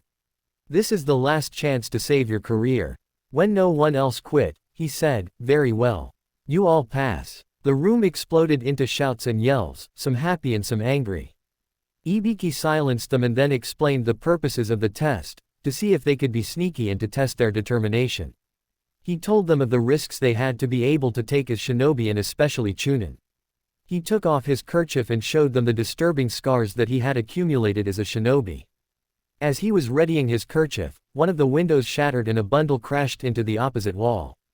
The bundle was a banner that was nailed to the wall with a couple of kunai that followed it. The weight that had propelled the banner into the room crashed loudly to the floor. The kunai were followed by a figure somersaulting through the broken window. The figure halted under the banner, which read, "The stunning and sexy second exam proctor, Mitarashi Anko-sama." The figure spoke, "This is no time to celebrate. I'm Mitarashi Anko, your new proctor." Sakura managed to position them next to Team 7. Naruto took the opportunity to examine the other candidates, since there were not as many distractions as there were in the first exam. Nothing stood out to her, as she really did not know anyone other than her old classmates. She did notice again one girl who had hair almost the same color as she did. However, she had not been able to get a good view of her shinobi badge in order to tell which village she came from. She was pretty sure, however, that it was not Konoha. Kiba made a big production of scoffing loudly about how easily he would lead his team through the so-called forest of death. Anko threw a kunai at the boy, which grazed his cheek and caused Akamaru to fall off his head when he flinched. The proctor quickly caught the boy in a headlock and licked the blood off his cheek. "It's the loud ones that always die first and provide the blood that I love so much," she said. An androgynous Kusa-nin used his tongue to hand the knife back to Anko. "Ew," said Sakura. Hinata shrank into herself at the display. Frankly, Tsunami did not blame them, but she kept a neutral expression in order to avoid attracting attention. "Don't react," she said quietly. Anko explained the rules of the second exam. Each team would be given one of two kinds of scrolls, a heaven or an earth. They would need both scrolls to be admitted to a tower on the far side of the forest within 120 hours 5 days. They were to capture the other type of scroll from another team by any means necessary, and all of their team had to survive. To heighten the tension, Anko made them each sign waivers that absolved Konoha and the proctors of blame if they died or were crippled during the test. With a last admonish of, "Don't die," Anko had her assistants lead each team to a different gate into the training ground. They had received a heaven scroll. Tsunami sealed it into a special storage seal that did not interfere with other seals. Tsunami tapped. "Nata. Byakugan. Tell which team's near-Earth scroll." "Over." Hinata flashed on her dujutsu and then tapped. "Hi. Only see 2 teams. Both heaven." "Over." Drat. Out." After about 10 minutes a bell was heard and the assistant proctor let them into the forest. As soon as they were out of sight of the gate, Tsunami formed 6 shadow clones with the idea that they would each run the mind's eye technique and spread out on all sides of them several hundred meters. Tsunami herself also ran the mind's eye technique, just in case. While her sensory technique was not as detailed as Hinata's Byakugan, they had about the same range, 500 meters, and she had the chakra to run it continuously, even with multiple clones out, while Hinata did not. They ran for about 10 more minutes, before stopping to talk. "We have a pretty big advantage," Tsunami said, "in that Nata-chan can tell what kind of scroll our competitors have at about half a kilometer away." Hinata blushed at the praise. "I can send out scouting shadow clones," Tsunami continued, "to find people, and then once I find them, we can bring Nata-chan in to see if they have what we need." "That sounds like a good plan," Sakura said. "We don't want to fight anyone we don't have to, right?" Naruto nodded. "Even if we win, which I expect we would most of the time, we could give away information that we don't want to." "What about Neji-Nissan?" Hinata asked. "His range is bigger than either of ours." Tsunami shook her head. "I know his chakra signature. Even if he chases after us, I'll know it before he gets close, especially with my scouting clones." "Do you really think he would chase us down?" "He would take our scroll given the opportunity," Hinata said sadly, "but he would probably think it was beneath him to chase us down if there were other opportunities within reach." "Do you think we should run from them?" Sakura asked. "We need to get a scroll from someone, don't we?" "I would rather not fight any other Konoha teams at this point," Tsunami said. "Not even Nata-chan's jerk of a cousin. Plus, we want to keep a low profile, remember? You said that your cousin is good. Do you know anything about his teammates?" Hinata said, "Just generalities. The boy in green is another taijutsu specialist. I know that Neji-Nissan looks down on him, but he looks down on everyone, so we don't really know his skill level," Naruto finished. Hinata nodded, looking embarrassed for her cousin. "The girl is weapon specialist. She must be good at it, because Neji-Nissan doesn't insult her beyond her not being a Hyuga." Tsunami snorted and Sakura shook her head. Tsunami stretched and said, "Any preference in which direction we head?" Both of the other girls shook their heads. "How about south?" Tsunami offered. "Sounds good to me," Sakura said. Tsunami summoned a clone and then dispelled it in order to tell her scouts which direction they were headed. Unfortunately, the first 2 teams they encountered to the south each had heaven scrolls. "How could we end up in a group of 4 teams that all had heaven scrolls?" Naruto complained. "Maybe they knew Nata-chan could tell which ones they had and didn't want to make it too easy for us." Sakura suggested. "If they're competent at all, they'd have to know that the Byakugan can identify the scrolls at a distance. They better have done the same to Nata-chan's jerk of a cousin," Tsunami groused. Hinata giggled. "He would hate that. Do you think it would teach him some humility, Nata-chan?" Tsunami asked. Hinata giggled some more. "Doubtful, Nami-chan. He's completely hung up on fate and thinks that the world is out to get him." He'd see it as validation. Makes me want to pity him as well as hate him for. Tsunami said before cutting off as she got memories from a dispelled clone. What is it, Nami-chan? Sakura asked. Found another group, she said. Their chakra signatures are weak, so if they have the right scroll, I say we go for it. They approached the group and stopped when they were about 400 meters away. They're from Suna, Hinata said. Their formation is sloppy and they do have an earth scroll.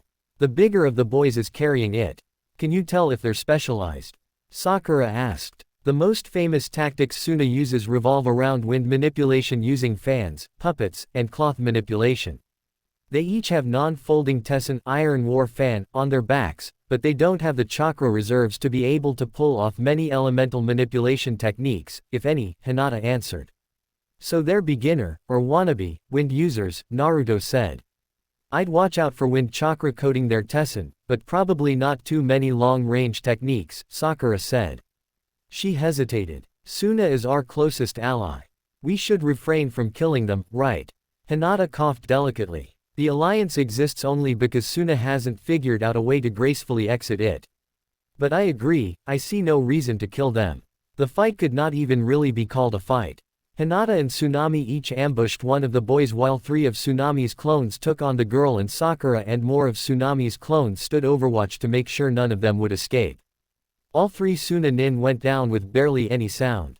Tsunami's extra clones were not even needed. These guys were chumps, Naruto said as she rooted through the bigger boys' pack to collect their scroll. She found it and put it in the same storage seal as the Heaven Scroll. That would have been much harder if we weren't in such a dense forest, Nami-chan, Sakura mentioned. We do have a pretty substantial home field advantage, even without ever having set foot in this particular forest. They were still chumps, Tsunami said. Sakura snorted and said, I don't really disagree. Hinata giggled. Let's head toward the tower, Tsunami said. The sooner we're done, the better. The other 2 agreed and Naruto sent out her scouts again and they took off at a good pace. Hold up, Tsunami said as she received memories from a scout shadow clone that had dispelled herself. A single shinobi is heading toward us, being chased by a large animal. I recognize their chakra from earlier in the tests, but there were too many people for me to have nailed down which candidate they are.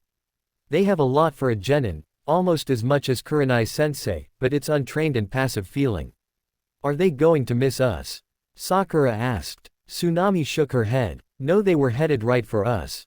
Should we move a little and see if they are really headed for us? Hinata asked. Good idea, Sakura said.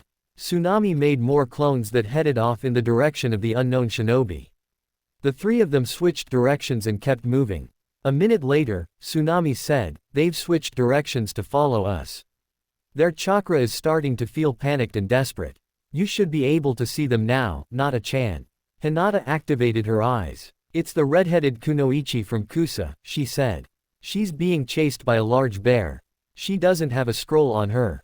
She's from Kusa. Tsunami muttered. I could never get a glimpse of her shinobi badge. You think she's a relative, Nami-chan? Hinata asked. Her hair color is almost the same as yours and there are some similarities in your chakra. I don't know, she replied. It's possible that there were refugees from Uzushio other than Mom. I think we should help her. The other 2 agreed and they ran toward the other girl. Sakura and several Tsunami clones peppered the bear with kunai in order to snag its attention, while Tsunami approached the other redhead.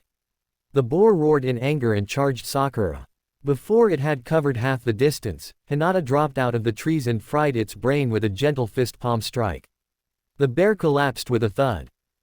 Thanks for the save, the red-headed Kusanin said. Her messy red hair mostly covered her grass badge. She wore glasses and had red eyes. I'm Karen. I'm Tsunami and these are Hinata-chan and Sakura-chan. She gestured to the others. Why were you coming towards us? I was just running from the bear, the other redhead protested.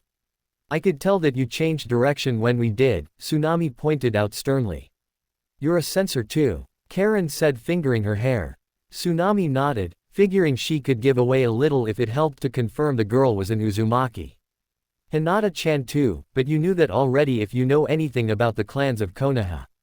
You have the warmest chakra out of anyone in the forest, it reminds me a little bit of my mother's, Karen said, flushing a little.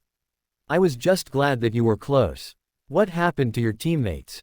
Sakura asked. We stumbled into a small group of bears, she said. I don't know what happened to them. Do you need help finding them again? Hinata asked. Karen adjusted her glasses and looked again at Tsunami. I don't really get along with them, or anyone in Kusa really. Kusa took us in when I was small, but they never really accepted us and they pretty much worked my mom to death. I was hoping to use the exams to slip out of their grasp. Where did you come from before Kusa? Tsunami asked intently. My mom came from Uzushio, she whispered. Mine too, Naruto said, smiling. Uzumaki. She nodded, grinning slightly. If it's true that you're in Uzumaki, I'm sure Hokage-sama will let you stay, Tsunami said. You'll probably have to take a medical exam to make sure, but it shouldn't be too onerous. That would be great, Karen said. We can talk more when we get to the tower, Tsunami said. We've got what we need, so we can go straight there. Tsunami knew she was taking a risk by admitting that. But she desperately wanted to believe that Karen was not only a relative, but a friendly one that would be able to come live with her. Her teammates looked wary, but were willing to follow her lead on this. They moved out again with Tsunami and Karen in the lead and Hinata and Sakura behind them. Tsunami also kept a pair of shadow clones close at hand, just in case. 20 minutes later, Tsunami stopped as her scout clones detected someone ahead of them and one of them dispelled. There's a single shinobi up ahead of us, Naruto reported. It's the Konoha shinobi that was showing cards to those rookies before the first test, Karen said.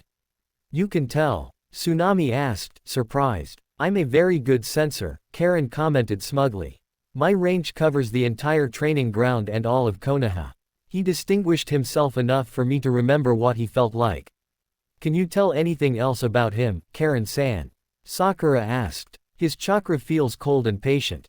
It's also tightly wound too, which is odd, Karen said. What could cause that? Tsunami asked curiously. It could be any number of things. He could be suppressing his chakra or he could naturally have dense chakra, she said. It's not anything I've encountered before, so I really couldn't say. Let's get closer so that Nata-chan can see what he's doing, Tsunami said. When they got close enough for Hinata to see with her Byakugan, she said, he's just sitting there. His leg is in a splint. He is a Konoha shinobi. Sakura said. Karen grimaced. I don't want to say that you shouldn't help your comrade, but something feels off about this. He doesn't feel pained or worried, like someone with a broken bone should. I think he's a medic, Hinata said. Maybe he deadened his pain. He's still hobbled by an injury in the middle of the forest of death, with hostile shinobi and animals around, said Karen. He's way too calm for that. I think we should go see if he needs help, Tsunami said. We can be careful about it.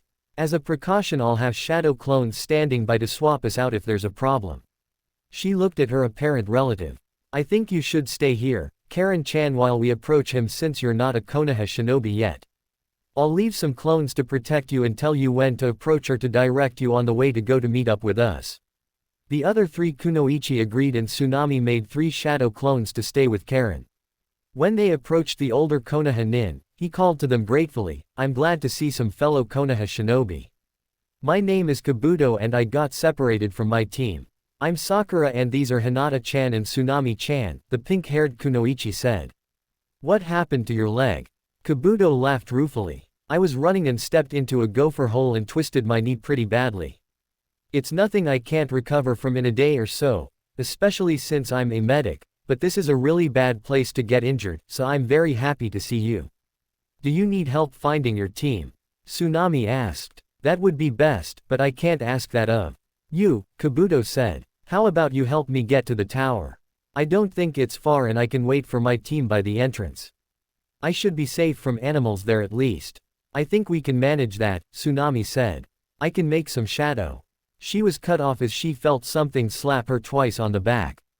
Her chakra oscillated erratically and the memories of all her current shadow clones came rushing into her mind as they all dispelled. She toppled to the ground and saw another Kabuto standing over her, smirking. Her peripheral vision saw other Kabutos standing where Hinata and Sakura had been. They must have been tagged by whatever technique or seal Kabuto's shadow clones had used too. The original Kabuto came and stood over her, his splint having been removed from his leg. You've caused me quite a bit of trouble, Tsunami-chan, he chided. I was watching you when the Oto team got called out during the first exam and I saw your lips moving in time with the voice. Because they got kicked out, Orochimaru-sama required my teammates to test Sasuke-kun and my cover will be blown, but I'll have my kilo of flesh in return. Orochimaru-sama and I have been curious as to whether you're really Namikaze's daughter, so my kilo of flesh will be literal flesh. His smirk became devilish. However, it's your teammate who has determined which kilo of flesh will be taken. I've always wanted a Byakugan eye to play with, so I suppose it won't be a full kilo. I'll only take one eye each. You can be a matching set of crippled kunoichi, assuming you don't die of blood loss or shock. You might even be able to keep being shinobi, Kakashi-kun managed.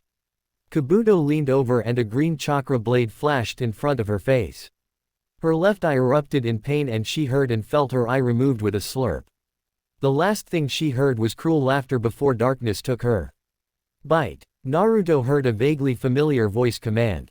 He bit down until he felt resistance. It felt like a person's flesh. He started to release it. Bite, Tsunami-chan, the voice commanded. I can heal people when they bite me. It's the only way I can stop the bleeding without cauterizing your eyehole. She remembered the forest, her cousin Karen, and that smug jerk Kabuto stealing her eye. She tentatively bit down again.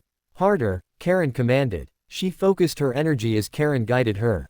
A warm sensation flowed through her, and the pain in her eye began to ease. Stop, Karen commanded. Let go. I need to help the others too. Tsunami immediately let go and the warmth ended. She opened her eye and saw a concerned Karen rubbing her arm. Normally, I can only safely heal one person a day, Karen said. I think I stopped you soon enough that I can heal your friends. Karen proceeded to do the same thing to Hinata and Sakura with Tsunami helping her. They each glowed with chakra while they were biting Karen. If their situation were not so serious, Tsunami would be amused at Karen trying to get each of them to bite her. She frowned at the damage her teammates had suffered. Tsunami wondered how much chakra it would take to replace her eye, certainly more than replacing her finger. Her teammates were handling their disfigurement differently. Sakura looked worried and more than a little angry. Hinata was looking more and more depressed. What happened here, girls? Karen asked. I knew that guy was suspicious, but I never expected this. The smug jerk said he was working for Orochimaru, Tsunami said. Why would he tell you that?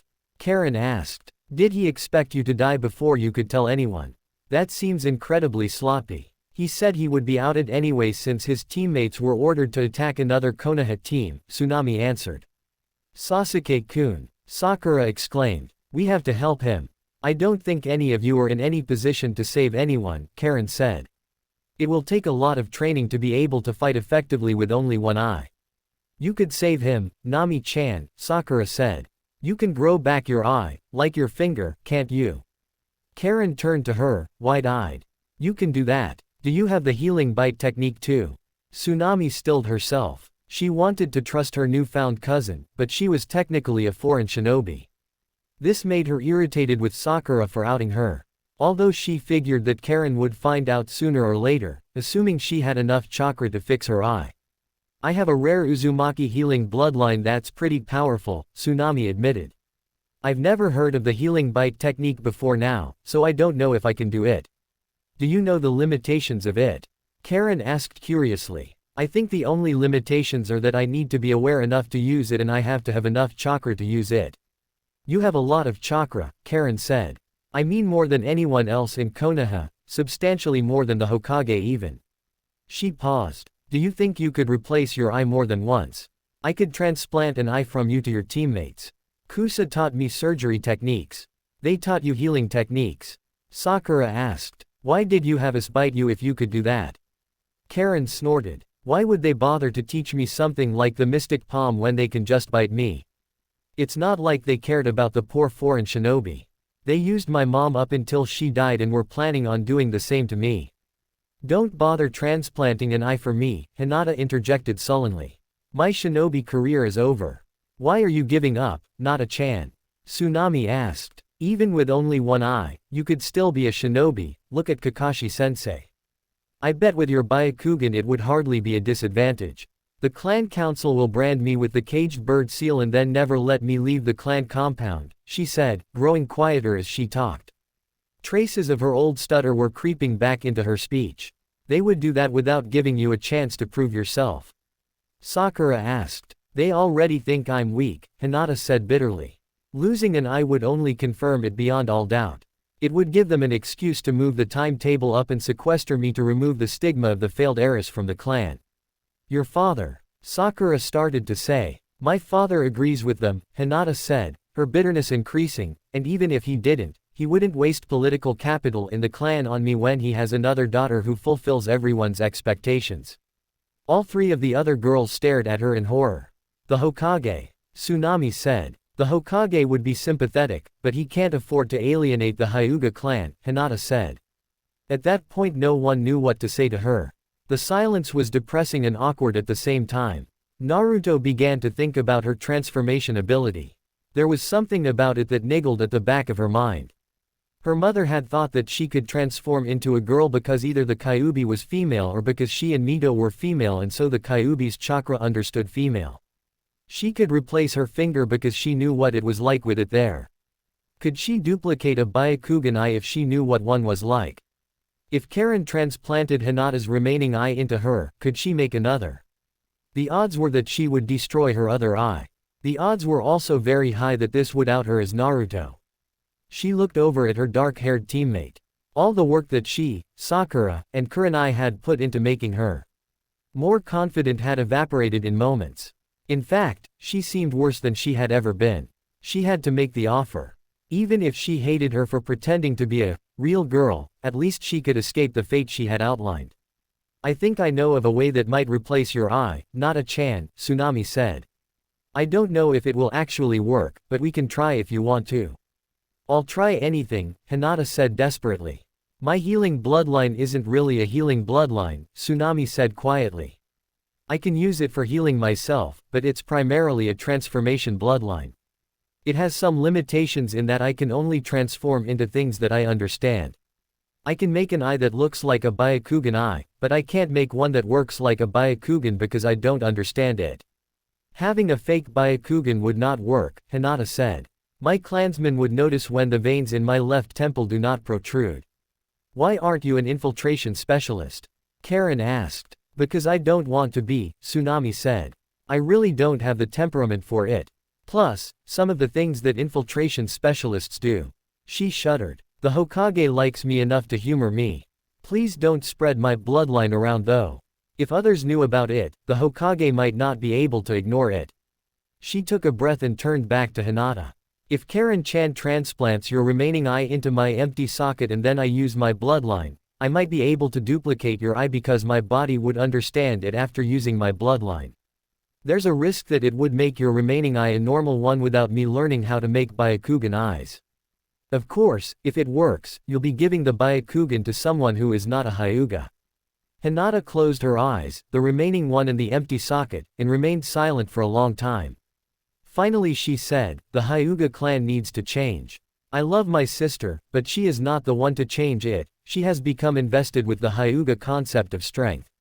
Most of the problems the clan has now stem from paranoia about losing control of the Byakugan, or at least using that paranoia as an excuse for control. I would rather give the Byakugan to a loyal friend than to have the Hyuga clan remain a cold, dysfunctional family. She paused and then smirked. Plus, I really don't want the caged bird seal. Tsunami snorted. You had us going there with your noble considerations for your clan's future, Nata-chan. I would make the sacrifice if I thought it was good for my clan, Hinata said seriously, but since I don't think it is, I don't have to make the sacrifice.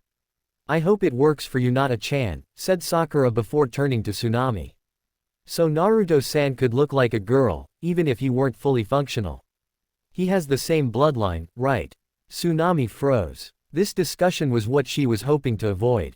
I've seen Nami-chan as her transformation technique and it doesn't change her chakra signature, Kura-chan, Hinata said. I can tell if it were him at a glance, even without seeing internals. You both use your bloodline rather than the standard disguise technique, right, Nami-chan? Tsunami nodded dumbly. She felt incredibly guilty for not telling her friends the truth right then. However, dropping that bombshell while they were in the middle of a life or death struggle seemed like a bad idea. She resolved to tell them when the situation was less life-threatening. Naruto-kun, Karen asked. Who's that? Nami-chan's brother, Sakura answered. What kind of person is he? Karen asked. Nata-chan thinks so, Sakura said wickedly. Kura-chan. Hinata protested, embarrassed. Both she and Tsunami both turned bright red. Does Hinata-san have a boyfriend? Karen asked playfully. Hinata turned even redder, before drawing herself up and visibly calming herself. I think Naruto-kun would make an excellent boyfriend, she said regally. However, both our situations do not allow for that to happen right now, if ever. So you don't mind if I chase him, do you? Karen teased. Karen-chan. Tsunami protested. She was almost as flushed as Hinata had been. You don't even know him. Karen looked at Hinata, who pressed her fingers together. I don't have any real claim on him, you'll have to talk to Nami-chan about permission. Karen smirked and turned to Tsunami. So do you think your brother would like to restore the clan with me? She adopted a sultry pose. Tsunami finally realized that Karen was hamming things up in order to get their minds off of what had happened. She laughed. You got me. Just don't make me think about my brother like that anymore, okay? The other girls all joined her in laughing. I think we ought to find a place to hide out, Karen said. I'd be happy to do the surgery for you guys, but it should wait for tomorrow. I've used up quite a bit of my chakra with the healing bite. I'd like to have some in reserve, just in case. That's a good idea, Tsunami said. But before we leave, we should try and figure out how Kabuto got the drop on us so that it doesn't happen again. I've figured out some of it at least, Karen said. There's a dead area in the ground here. I can't sense any of the insects and worms that are always in the ground here. I usually don't pay any attention to that, but I've been trying to figure out how his clones just appeared out of nowhere. There's a distinctive chakra surge when a clone is created, and that didn't happen here. While we've been talking, I flipped over a few stones. Look, she pointed toward where she had flipped over a stone. Some pill bugs and earthworms were visible. Even seeing them I can't sense them, Karen said. You can sense bugs? Tsunami asked, feeling a little bit odd. I'm nowhere that good a sensor. I have a really strong talent as a sensor, Karen said proudly. Normally I could sense bugs if I concentrated, but these are invisible to me. She's right, Hinata said. She had her Byakugan activated. There's something in the ground that's blocking my Byakugan. He must have used a technique to shield the ground from sensing techniques and then hidden clones underground. Then he got me with a technique that destabilized all my contingency clones before they could rescue us via replacement, Tsunami said. What kind of technique could hide him from the Byakugan and Karen-san's exceptional sensing technique? Sakura asked. Has to be a seal if it's still active, Tsunami said. Can either of you find the center of the dead area? Yes, both of them said.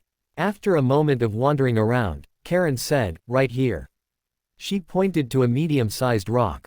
Hinata nodded agreement. Tsunami flipped over the rock. Underneath it was a card, which had a seal array on it. The only thing that she recognized off the top of her head was a self-destruct sequence with a time delay on it. This has a time-delayed self-destruct on it, she said. That's why he didn't bother to collect it. That's too bad, Sakura said. Something this might be useful to you if you could figure it out. Who says I can't? Tsunami said with a smirk. She picked it up and placed it in a special storage seal. I put it in a stasis seal. Now the countdown timer is halted. Smart, Sakura said with an answering smirk. All right, Nata-chan, Tsunami said. Find us a good hiding place to spend the night. Okay, she responded. Hinata found them a large tree that had a hollow in it that was barely large enough for the four of them. It looked like the hollow had been made by aspiring Chunin many years earlier using various elemental techniques. After they had settled down, Tsunami said, I'm going to send out 20 shadow clones to see if I can't find Sasuke-san's team. Between them and my sensory technique, I should be able to find him within a couple of hours. Karen said, before you found me I sensed a very large and very foul chakra signature to the northwest. I bet it was that Orochimaru guy. Can you still sense him? Tsunami asked. She shook her head. If a skilled shinobi suppresses their chakra, I can only sense them when they're nearby. I could only sense him from far away because he was using chakra. Thanks, Karen-chan, she told her cousin. I'll start my search over there. She formed 30 shadow clones. 10 of them she kept nearby in order to guard their hiding spot, the rest she sent looking for Sasuke, Kiba, and Shino. An hour later she received memories from a clone of the clone that had found them. She formed a clone and dispelled it to tell 10 of her clones to converge on Shino's location and dispel the rest. I found them, she told the others. Are they alright? Sakura asked. Sasuke-san and Kiba-san are unconscious, but still alive, Tsunami answered. Shino-san and Akamaru-chan are watching them. She hesitated. Kiba-san will recover in a day or so. Shino-san isn't as sure about Sasuke-san. Orochimaru did something to him and he's running a pretty high fever. We have to do something. Sakura exclaimed. I am doing something, Kura-chan, Tsunami said. I've directed 10 of the clones I sent out earlier to go help Shino-san. He's very competent. I'm sure they'll be fine. Maybe Karen-san can go heal Sasuke-kun. Sakura asked. Tsunami shook her head. It's not a normal illness. My clone looked him over. The traitor put a seal of some sort on him. It's too advanced for me to do anything about it, but I don't think Karen-chan can do anything about the symptoms without removing the seal first. That's correct, Karen said. They tried to get some sleep, but they were all anxious for what the next day would bring. The next morning after a silent breakfast, they prepped for the surgeries. First was a complex chakra transfer procedure, where Hinata's eye energy was carefully shared with Tsunami. Are you ready for this, Hinata-san? Karen asked. Hinata nodded and said, put me to sleep, please. Don't wake me up until I have 2 eyes again, one way or the other. Being blind is a particular phobia for Hyuga. Karen performed a technique that put Hinata to sleep. Are you ready, Tsunami-chan? She asked. Yeah, put me to sleep too, Karen-chan, Tsunami responded. The next thing she knew, Karen was telling her to bite again. She took a brief snack of her cousin's chakra. She blinked both eyes. Karen's chakra-guided healing helped her recover almost instantly. That looks so odd, Nami-chan, Sakura commented. She held out a compact mirror for Tsunami to look. She took the compact and looked at her face in the mirror. She agreed that she looked odd with mismatched eyes. You ready to see if you can activate the Byakugan? Karen asked. They had all agreed that Tsunami would have a better chance of replicating Hinata's eyes if she could activate her bloodline ability first. Yeah, Hinata had said that most Hyuga activated the bloodline without seals or with just one, but she had taught Tsunami the set of seals that were taught to Hyuga children for use when they were just learning to activate the bloodline. She went through the hand seals: horse, tiger with lifting just index fingers, boar with nearly straightened fingers, hare, rat, dog, horse, dog, hare, rat, boar with nearly straightened fingers, and snake with the right index finger lifted straight up. She sent chakra to her new eye as she did the last seal. The world opened up to her. She had a hard time comprehending what her new eye was showing her, but after a few moments she could focus on individual parts of the vision field. Whoa, she said. That's intense. It worked? Sakura asked. Yeah, she responded. This part of it definitely worked. Now for step 2. She concentrated and transformed into Sakura. That's kind of freaky, Sakura muttered. Stand side by side, Karen said. They did so. Tsunami-chan looks a lot like Sakura-san, Karen said, but she's still a little taller and her figure is a little bit fuller. The face looks amazing though. Nata-chan's eye changed then? Tsunami asked. Yep, Karen answered. Tsunami took a deep breath and said, time for step 3. She concentrated and transformed back into herself, but focused on having Byakugan eyes like Hinata's. They look like Hinata's eyes, Sakura said. Tsunami ran through the sequence of hand seals again. The world opened up to her view again. This time she had an easier time focusing on individual objects in her view. The veins on both sides of your temples are engorged, Karen said. I think it worked. Tsunami heaved a sigh of relief while Sakura raised a fist into the air and uttered a wordless shout of joy. Karen put Tsunami under again.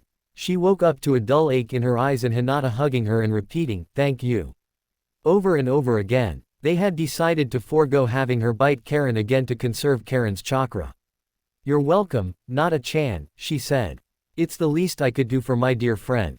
Her eye sockets were bandaged shut to cut down on the bleeding and reduce the risk of infection. It was odd to think that she was currently blind and without eyes. After Hinata composed herself, Tsunami used the transformation technique to give herself eyes. She felt drained, like she had just created more than 100 shadow clones. That was taxing, even considering her reserves. "Are you alright?" Karen asked. "You just used a huge amount of chakra." "Yeah," she said. "Just a little tired." "Unwrap my eyes please." Someone carefully unwrapped her eyes. She opened them to see Karen's smiling face. "Amazing," Karen said. "Give me an hour to recover before the next surgery," Tsunami said. "I can wait," Sakura said. "I'm just happy you're able to do this for us, Nami-chan." Tsunami smiled and said, "Like I told Nata-chan. You guys are my friends." While they waited, Tsunami wondered if she could change the way the Byakugan looked and still keep its function. She concentrated on making Byakugan eyes with green irises and black pupils and then did her transformation technique. She peered at her eyes with Sakura's compact. They looked like Sakura's eyes. She ran through the Byakugan hand seals and sent chakra to her eyes. "Success." "What are you doing, Tsunami-chan?" Karen asked. "Experimenting," she answered with a grin. "Notice anything?" "You copied Hinata-san's eyes again," Karen answered. "Not exactly," she replied. "Hey," Sakura said. "Those eyes are the same color as mine." "Nata-chan," Tsunami asked. "Do you mind if I give Kura-chan your Byakugan too?" "I don't mind," Hinata answered with a smile. "You two are more like family to me than my own clan. You both will just have to be very careful not to get caught using it." "Do you think that Shino-san would let us know where he gets his sunglasses from?" Tsunami asked with a smirk. After Karen transplanted Tsunami's left eye into Sakura, they took some more time to recover. Tsunami used her transformation ability to recover her eye. She made her eyes into Byakugan eyes in her normal blue color. Karen had Sakura bite her so that she would recover from the transplant. Tsunami was not willing to take more than an hour before they set out again. While they had waited, Hinata had shown Sakura how to activate her Byakugan eye. Sakura figured it out quickly, but like Tsunami, she found the output from the eye confusing. Even without Tsunami and Sakura being able to use their new Byakugan effectively, avoiding the dangers found in the forest and the other contestants was trivial using Tsunami's shadow clone scouts with their sensory ability, Karen's much greater sensory abilities, and Hinata's Byakugan. Any one of the three would likely have been sufficient, but after falling for Kabuto's trap, they were thankful to have the redundancy. They arrived at the tower hours later. The door led to a small, empty room. The only thing inside was a riddle written on the wall. While Naruto was not as stupid as many thought she was, riddles were not her strength or interest, so she left the solving of it to Hinata and Sakura. "I think we need to open our scrolls," Sakura said. "It makes sense," Hinata said. "They told us at the beginning not to open them until we got here." "Both at once or one at a time?" Tsunami asked. "Probably both at once," Sakura said, "since they are both required to pass." Tsunami removed the two scrolls and handed the heaven scroll to Sakura. "Ready?" she asked. Sakura nodded and they both unfurled the scrolls. Symbols expanded and connected the two scrolls. "Summoning seal," Tsunami yelled. "Drop them." Both girls dropped the ends of the scrolls they were still holding. Uruka appeared in a puff of smoke. "Uruka-sensei," Sakura said. Their old academy instructor smiled at them. "I'm glad to see the three of you made it. Who is your friend?" Tsunami put her arm around Karen's shoulders. "This is my cousin, Uzumaki Karen-chan. She got separated from her team after running afoul of the wildlife. Kusa hasn't treated her well and she would like to request asylum from Hokage-sama." Uruka's smile grew. His hand twitched. Naruto thought that if she were in her male form, the teacher would have ruffled her hair. However, Uruka had always paid more attention to Naruto than Tsunami, for both good and ill. "That's great," he said. "I'm sure Hokage-sama would be happy to talk to you after this part of the exam is over." "Actually, Uruka-sensei," Hinata said. "Something else happened in the forest that we need to talk to Hokage-sama about. If Hokage-sama is extremely busy, we could talk to the lead proctor, but I strongly suggest that you send for Hokage-sama." Uruka looked quite startled, but nodded. He rapped on one of the unmarked walls of the room using a code that Tsunami did not recognize. The wall opened and the 5 of them stepped through, passing one of the Chunin proctors.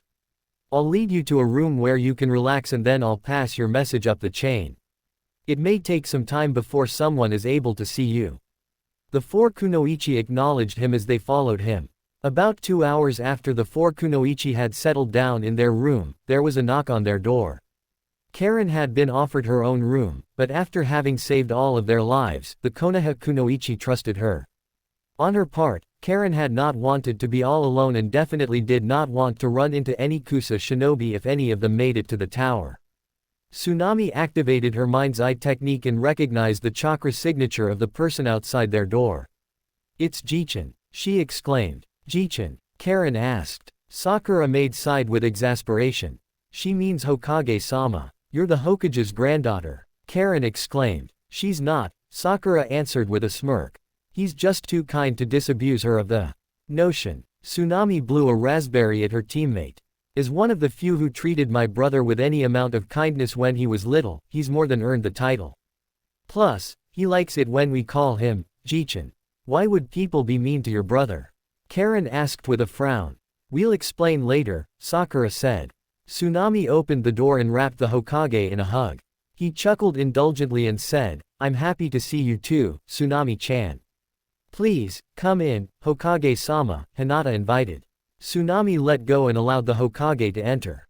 "Iruka-kun said that you needed to tell me about what happened in the forest, Hinata-chan," he asked. "But first, why don't you introduce your friend? This is Uzumaki Karen-chan," Tsunami exclaimed. "She's from my clan. She certainly looks like an Uzumaki," the Hokage said thoughtfully. "You represent Kusa?" Karen nodded nervously. "Yes, Hokage-sama. My mother took refuge in Kusa when I was quite young, but they never treated us well and worked my mother to death. When I encountered Tsunami-chan, I was hoping that I could switch allegiance to Konoha to be with her and her brother since I have nothing good as a future in Kusa, plus they're the only family I've found since my mother's death." The Hokage nodded thoughtfully. "It's a possibility we can discuss after this part of the exam is finished. What happened to your team, Karen-san?" "They ran afoul of the large bears in the forest. I'm pretty sure they didn't survive. If it's not too much trouble, Hokage-sama, could we just hide that I made it out of the forest from Kusa?" The Hokage nodded. "We can do that at least until the exam is over. At that time we'll have an interview and decide if you have a future with Konoha." He looked over at Hinata. "Was there something else you needed to discuss, Hinata-chan? While this is potentially good news for Tsunami-chan and her brother, it doesn't strike me as urgent." "Yes, Hokage-sama," she said seriously. "We ran into a Konoha shinobi who attacked us and claimed that he was Orochimaru's agent." The Hokage frowned and held up a hand. "Was Karen-san present?" "She was observing at a distance, Hokage-sama," Hinata said. "We've already discussed what happened with her." The Hokage nodded and reached into his robes and pulled out a strip of paper and slapped it onto the door. He channeled chakra into the seal on the paper. Tsunami recognized the seal for one of Konoha's more intricate privacy wards. "It's best that I hear what happened myself before deciding who else should know," he explained. Hinata explained how Kabuto had ambushed them and what he had said. She ground to a halt, however, when she realized she would have to admit that the traitor had stolen her eye. Tsunami noticed her reluctance and put a hand on the other girl's shoulder. "It's all right, Nata-chan. Jichin won't condemn you for that." Hinata nodded, but could not make herself continue. To help out her friend, Tsunami explained about the stolen eyes and how Karen had saved them with her healing bloodline and she had replaced their eyes with her transformation bloodline. She also gave him a report on what her clones had learned had happened to Team 7. The Hokage brought out his pipe and packed the bowl with tobacco. He lit it with a small burst of fire-release chakra. He took a pull on the pipe to make sure the tobacco lit and then blew a puff of smoke. Sakura frowned at the display, but she evidently did not have the guts to tell the Hokage not to smoke. "This is quite disturbing news," the Hokage said finally. "Do you plan to have your clones stay with Team 7, Tsunami-chan?" Tsunami nodded. "I've made an agreement with Shino-san to help protect them, especially against Kabuto's traitorous teammates. I've told him that I won't help them get a scroll, but that my clones would help them otherwise." "That's reasonable," the Hokage said encouragingly. I'm happy that you decided to help your comrades. Jichin, she asked. Do you recognize the description of the seal on Sasuke-san? The Hokage sighed with deep regret, taking another pull on his pipe. I do. It's a very problematic cursed seal called the Cursed Seal of Heaven. Unfortunately, not even Jiraiya can remove it, but we do know a way to limit its influence. The evil sealing technique? Tsunami asked. The Hokage nodded. Do you know it? Tsunami nodded. I do, but it will have little effect if it's applied while he's unconscious since it's linked to willpower. It's best to wait until he wakes up. When we first encountered Orochimaru's cursed seal 10 years ago, only one of his 10 victims survived, the Hokage said. We don't know what enabled her to survive. Luck, chakra, strength of will. He trailed off and then shook his head. Sakura looked horrified. Tsunami felt equally sick inside. As Naruto, he had become friends of sorts with the abrasive boy. She definitely wanted him to survive. I'm sure he'll survive, Kura-chan, she said. He's too stubborn to die without avenging his clan. Sakura gave her a weak smile. True. Hokage-sama, Hinata asked weakly. Isn't it best to keep the details of this incident to yourself? The Hokage smiled at her indulgently. Yes, I think so. The parts about the eyes being stolen and Tsunami-chan's ability to recreate and replace Dujutsu or S-class secrets of the village. If Kumo, or any of the other hidden villages really, found out. He shuddered. Because of this, I want any uses of the Byakugan by Sakura-chan or Tsunami-chan to be kept completely hidden. As part of this, you are both forbidden from trying to learn or replicate the gentle fist. Kurenai-kun will need to know, but I will inform her myself in order to make sure she understands my decision and the implications. Thank you, Hokage-sama, Hinata said with earnest relief. The Hokage gave her a gentle smile. Think nothing of it, Hinata-chan. It is always pleasing to me when the needs of the individual correspond to the needs of the village. If there's nothing else, I'll see you when this portion of the exam is over. At that point, we can make arrangements for Karen-san's future. Tsunami gave him another hug as the other girls said farewell to the village leader. After the Hokage left, Tsunami was forced to endure grilling from Karen about why her brother was persecuted. Naruto pushed aside her guilt once again and told her the same story she had first told the other two. So they hate him because he was born the day the Kyuubi was defeated and he has the whisker birthmarks that remind them of the fox. Karen asked, confused and angry.